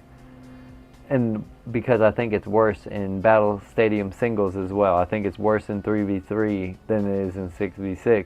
because in 6v6 you have more options to set up that second or third trick room. And when you have to burn a turn of trick room to switch into a win condition, the math no longer adds up with the turns. In doubles, the math adds up just fine because they have 4 Pokemon and you have 2 slots, and it's much more frequently that you can set up Trick Room 1 time and win the game. And also, your options to switch out and get Trick Room up a second time are also better. So Trick Room is for doubles. And then Grand. Oh, also they just put Delphox. Yeah, I would say it's here personally. And then I think Delphox is the best Mega in the game. I'm gonna be just honest. I know it dies to King Gambit and Primarina, but I think it's the best Mega in the game. Excuse the freaking weed eater outside though. Sorry about that. It's above Luke. Yeah, I would say it's here personally.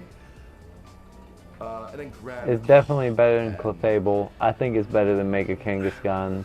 Yeah, Scarf or It's Sash, very for frail. Sure. But I actually have seen a handful of Mega Grand. I think just because people like it, it's like popular. Yeah, being able to reset Protein is useful. I think that Mega Grin is a B tier. And I think that it's better than Gardevoir, Skarmory. I think it's better than Ben. I think it's another one on level with Bayonet. Sash and Scarf generally gives your Grand a lot more like sweeping potential, but it means you lose to Scarf Meowscarada, and Scarf Meowscarada is like generally like people like using that to Grand. But if you're running like Sash Grand or like Scarf Grand, you'll beat Meowscarada with like Sludge Wave, or unless if you're running Sash, because that means Meowscarada's Proteaning first. But like if you're running Scarf, you comfortably beat Meowscarada. Yeah, literally just because it's a more popular mod. I don't think I'd rather use Mega Grand as my That's a decent rating for Mega Grin though. At least it's a mod. I agree that it's better as a non-Mega. I mean, that's my whole thing about Mega Grin. I've been saying that since the release of Champion. Yeah, I mean, if you're really not scared of Delphox, yeah, you can be like Mega Grand. But there are, yeah, like you can run Mega Sharpedo, Mega Gyarados, H Samurott. So yeah, there's a lot of. And yeah, the more popular that Mega Gyarados gets, I think that it's a much better option. Okay. Because you can Earthquake the premier electric type in the format. I stopped playing that because I was running into hella Scizors. That's why I started playing Scizor. But I've seen a lot of standalone Mega Floettes, and they run. Mega Floette is definitely a debatable Pokemon. I'm going to go ahead and take a stab at it before I see where they put Mega Floette. You can't put Mega Floette below A tier, in my opinion. They might, because they got like Kangaskhan. But I think that Mega Floette is even better than Kangaskhan, and is probably one of the top 5 Megas in the game. By the way, Pedro, I appreciate you spending time in the stream, by the way. I always say that. I forgot to say it because I was trying to help you with the Delphox. But I do feel your pain. I don't know what I've done. I cannot get my Eternal Floette. I don't know what I've done. I might even have to replay through all Legends EA. But I've played against a lot of Eternal Floette, and it's A tier.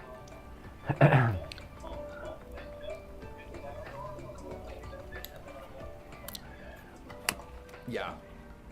I think that is the most popular set right now. I think that's what I've seen the most. Like, even if you can't get the CM in, like, even with, like, Nose Attack investments, like, Drainicus does a lot of damage and will heal you for a lot of that damage, too. So, like, it's just tanky. There aren't many things that can just stop Floette immediately. Mega Scizor and, like, Sneasler are the main examples I can think of. When I was running Espatra Floette, I was actually contemplating just using Clef, because Clef can't get, like, roared out by a Cowdon. So I think strictly... I would like Espatra Clef more than I would like Espatra Floette. If I was going to play an Espatra team in singles, it would probably be into... There's different ways to use. Mega Threat. Bro, I But probably it's run definitely that respect shit for into Delphox. minimize I always have cosmic like, power chances if I Clefable. see Flat on the other team. I just might be the most Meowstic. gimmicky Meowstic, motherfucker Meowstic. on the It ladder. is. It is. Is it not just worse Mega Alakazam? Shit, I probably got the things to build that Like, team too. same ability, same typing, but just worse stats, right? Oh my god, wait a minute. Things What that I happened tend to there? use. What? Okay, we can still talk about that for a bit. Like, what's the best thing you can do with like base form, Prankster? Like, screens. Okay, so like you set up a screen before you mega, and then you mega. Okay, that's like something. It's B tier. Yeah, I mean, the one thing that separates from Alakazam is it can. Anyway, Mega Meowstic. Megas, I guess. Yeah, but like, I that's could about see A it being, lot it's a worse, D too. Like, tier. it's not even I just want underneath to like Alakazam, it it's as already a speed competitive points lower, right? Pokemon. Like I just 120. like it as That a makes it design. It's not that good makes as a it Pokemon. significantly worse.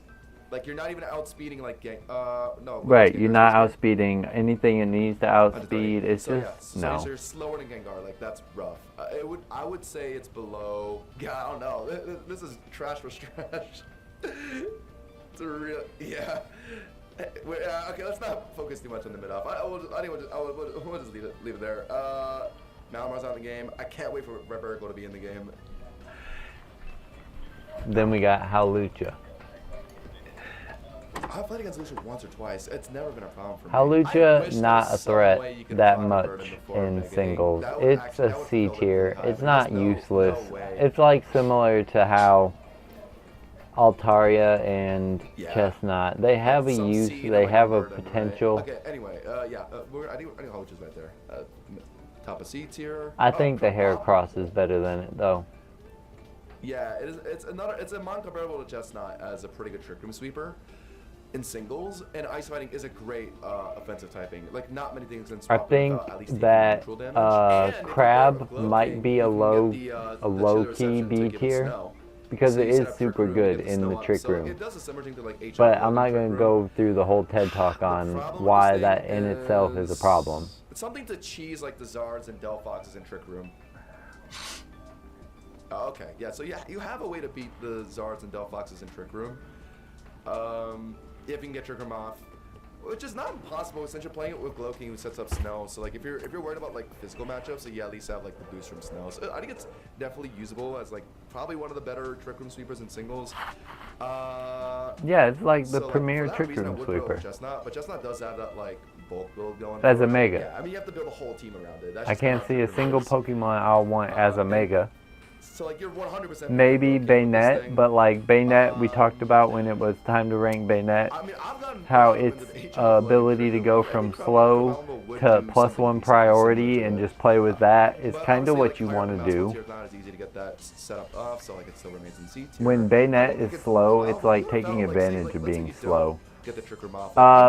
Okay, Aggron is the best Trick Room sweeper. But I think the Aggron is better than Chimecho, and I think, well, they had some good reasonings for Chimecho.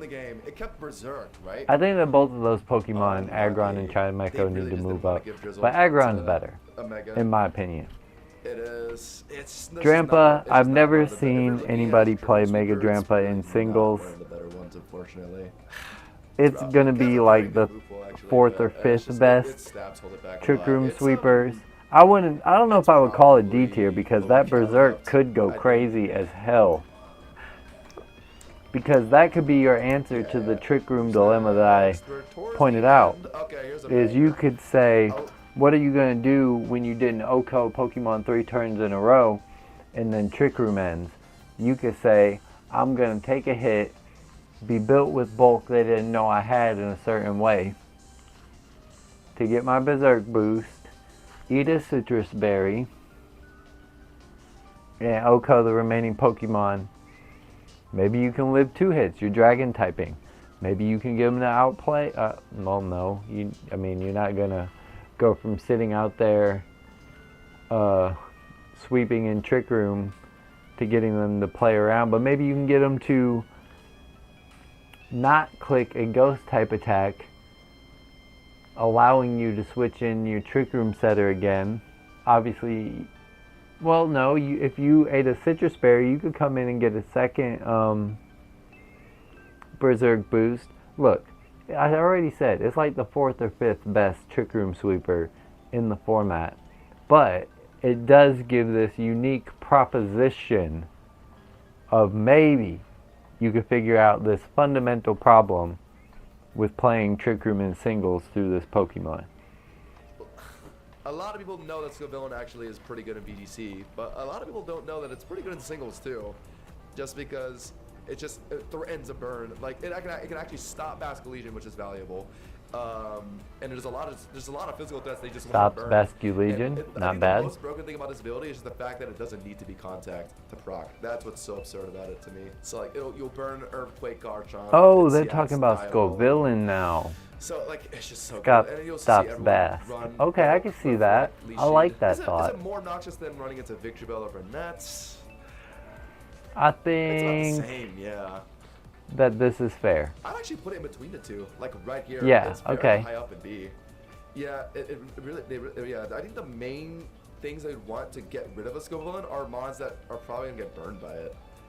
My way to deal with it has been H Arcanine. Oh yeah, Sarah works too. Yeah, so you need something like very like niche to make sure. Like a lot of Poplar mons that should handle it, like still like want to take a burn. Like Sneasel Yeah, has to take I a don't burn, think like that the argument that there are things that it loses to Glim. Okay, so is a good argument because everything has things that loses to. You're gonna be like a regular Sash Glim, and you're just Glim, and then you just rip the Mega. And I was actually running C tier because it's better as a non-Mega. Because I remember into a couple of my games, they were leading Prim. And instead of swapping out, they actually gonna be like a regular Glim. I would much rather have like Scarf Sparkling Glim. It can cause such matchup problems. I have been pieced up by a couple Mega Glims, but you have to respect our Caledon. I'm not saying it's the worst C tier, but it's just not that. It's not one of the first Megas I'm thinking of when I'm making a team. It's just not. So like when I look at my Glimora, I'm thinking of so many better items. Sash, Scarf, anything. You just run like Rotom Wash with it is what I was doing. To just comfortably deal with those matchups. So I think it's playable, and just the fact that Glimora is so popular right now, and a lot of people are just conditioned to like play into like Sash Glimora. Like if you just get the random like Mega Sweeps off, like I got a lot of wins just because a lot of people don't expect it. I would put it above Greninja to be honest. I see more of a reason to run Mega Glim because that ability is so scary. But they're in the same category. Mega Greninja, Mega Glimora, great Pokemon that don't need a Mega Stone to be great Pokemon. You beat Gengar too, I'm pretty sure. Yeah, I would say it's above Chime. Probably above Frostlass too, to be honest. I'd much rather use a Mega Glim. It probably stops at like Slowbro for me, maybe Blastoise.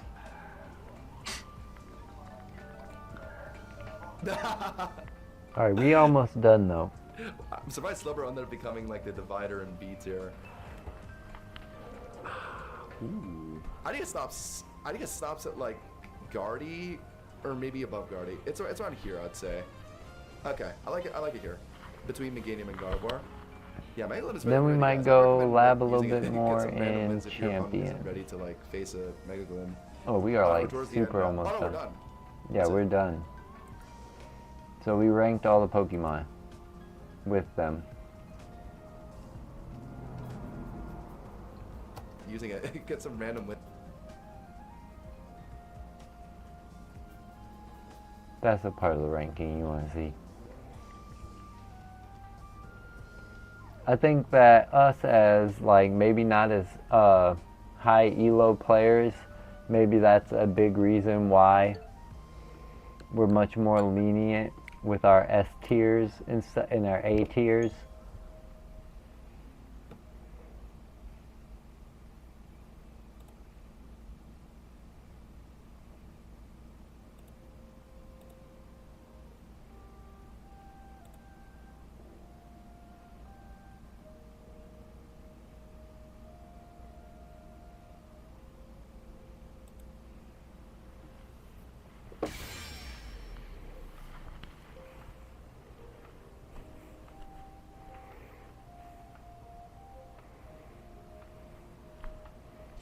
I might play a handful more games, try to hit 1800 in doubles as well.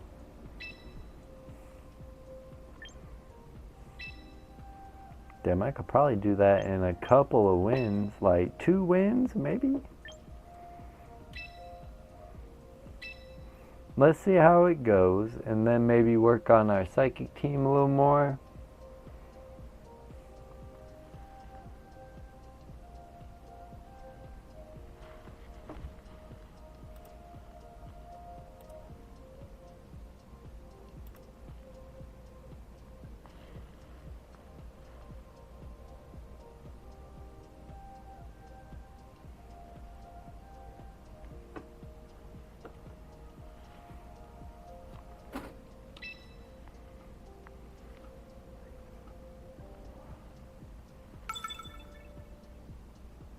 Ellen Sano.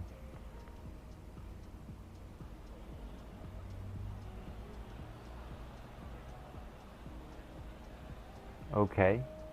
I like my Venusaur matchup into this team, kind of. Kind of. I like my Aerodactyl. I always like my Aerodactyl. I like my Melodic. My Charizard. I mean, we don't really want Garchomp in this matchup. Venusaur does have a problem with maybe Zard and Farigiraf. But like, that's also what we brought. Aerodactyl, Melodic.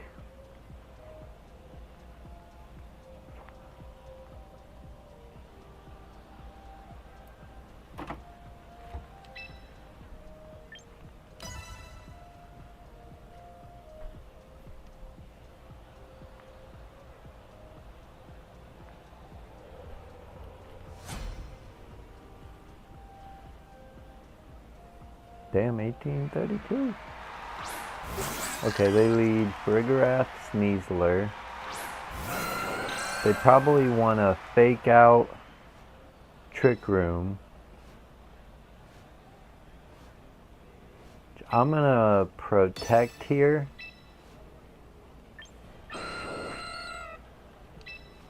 Because I think they're gonna fake out the Aerodactyl. And maybe I can hit a Hypnosis right there.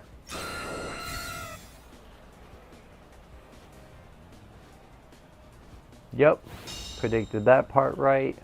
Let's see if we hit. We do not. Oh, but they doubled into the arrow. Excellent. Now I'm gonna go Tailwind, and I'm gonna shoot another Hypnosis. Because the Farigiraf is one of the biggest threats on the opponent's team. And if they really want the Aerodactyl gone, I'm fine with the Aerodactyl being gone after I get Tailwind up.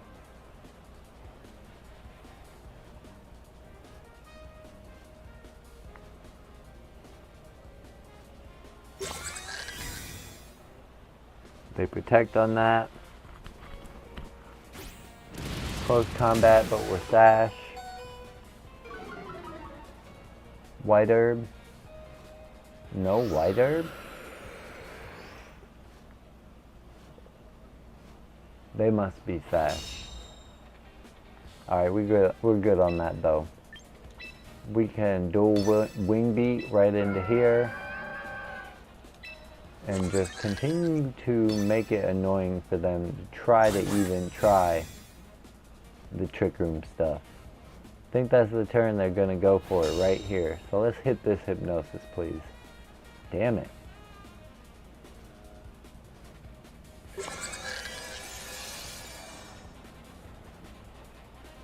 Alright. We're gonna double protect and burn the first turn.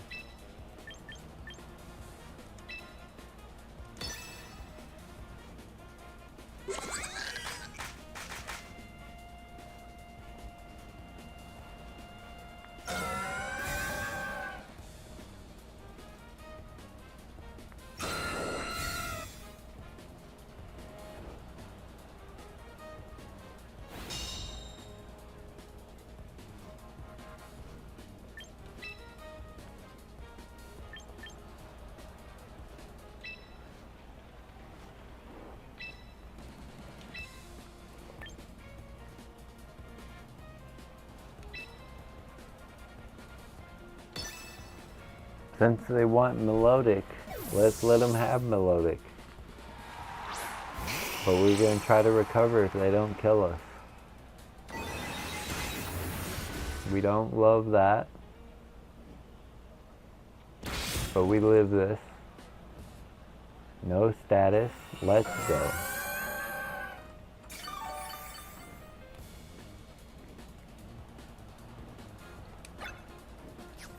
Two more turns of Trick Room.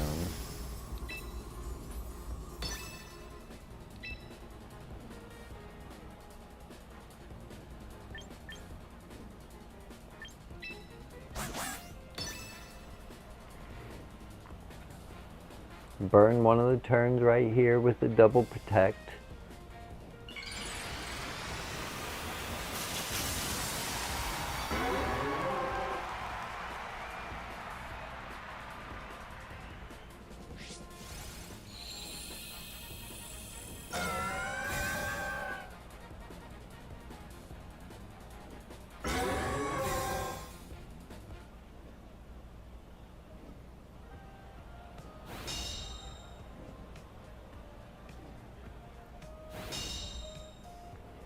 Okay, they're really gunning for the Zard slot.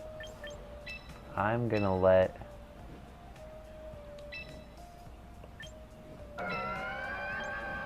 Aerodactyl go down. I'm gonna come at Farigiraf with yet another Hypnosis.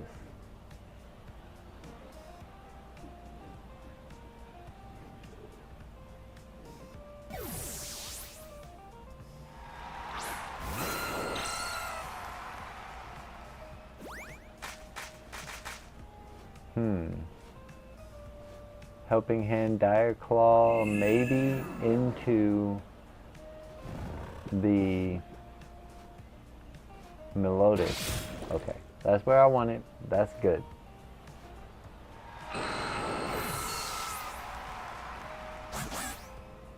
Now Trick Room's gone, and Venusaur is here.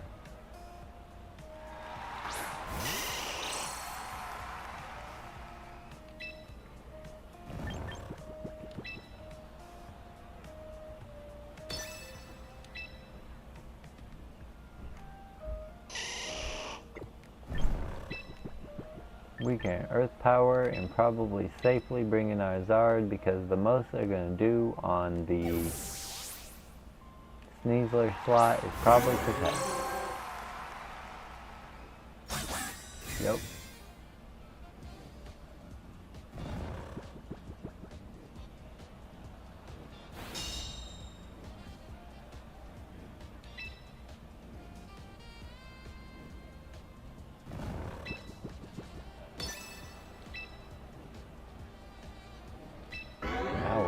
Going to double into that slot because I'm pretty sure they're Sash.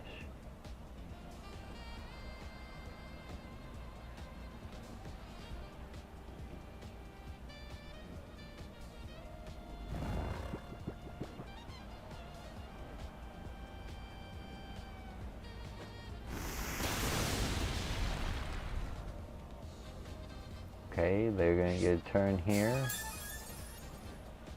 I was hoping that wouldn't do that.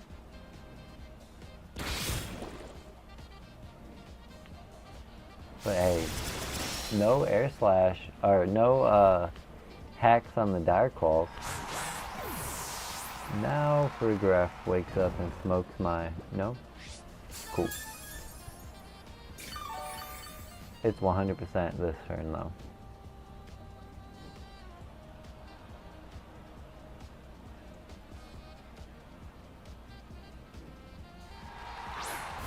Sylveon.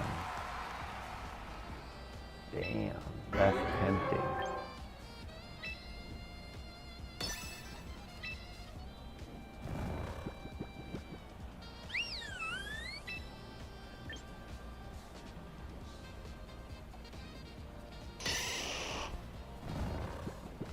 But I'm going to protect them, the Venusaur, expecting them to attack that slot.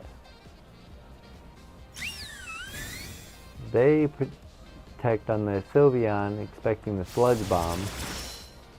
I know this giraffe wants to wake up. Oh, good crit. Damn, this thing's about to eat hits though. Wake up and flinch. Bad news.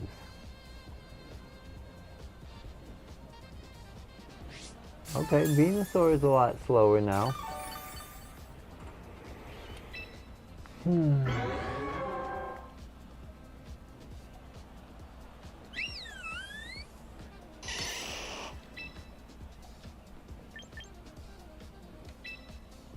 Hey, I guess we just gotta try to make something happen.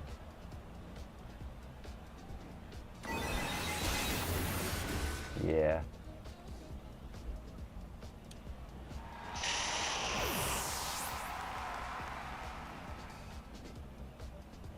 Uh-oh.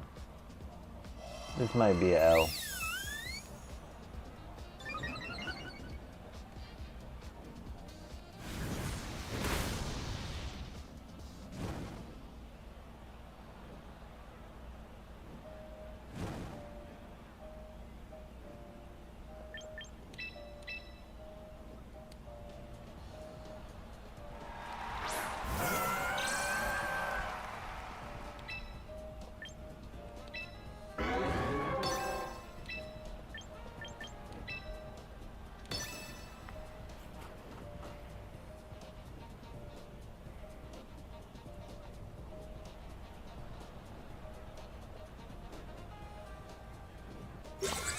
They may never have a way to get rid of the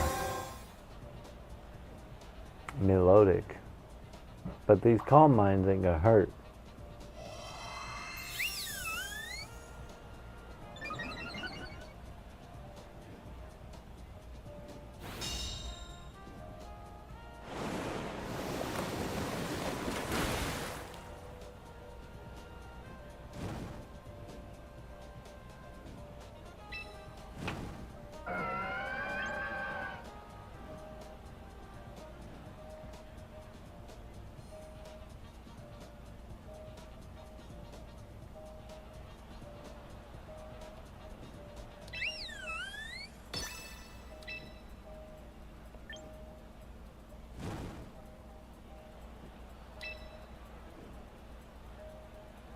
No, I'm actually gonna just heat wave. Try to take them both down. This may be a turn, Sylveon Protect? No, they about to hyper voice my team away.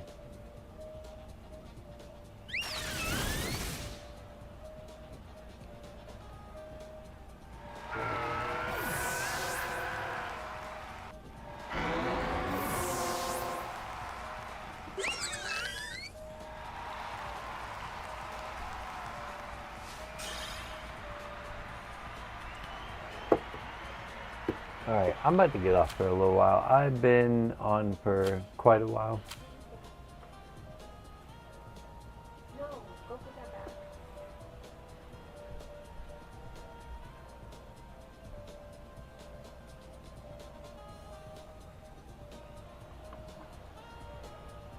And yeah. I appreciate everybody pulling up. I might be back on later for some once the ranked resets. But even if I do hit over 1800 in doubles, I'm not that worried about that. But if I do, I can do that off stream. But yeah, shout out to Go Ray. Appreciate you pulling up consistently lately. Shout out Bruno. Good luck on your exams. Man's gonna be doing exams for like 6 more weeks.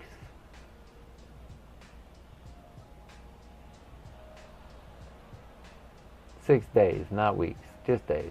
My bad. Shout out to Nicholas Hamilton. Good talking competitive minds with you. Shout out Forest Haven. Same to you. It was cool doing a tier list kind of all together. You know, with Go Ray as well. Shout out to Pedro, and I hope you get a Delphox. Hopefully you can pull up and tell me how that's working out for you. And I will catch y'all next time. Peace.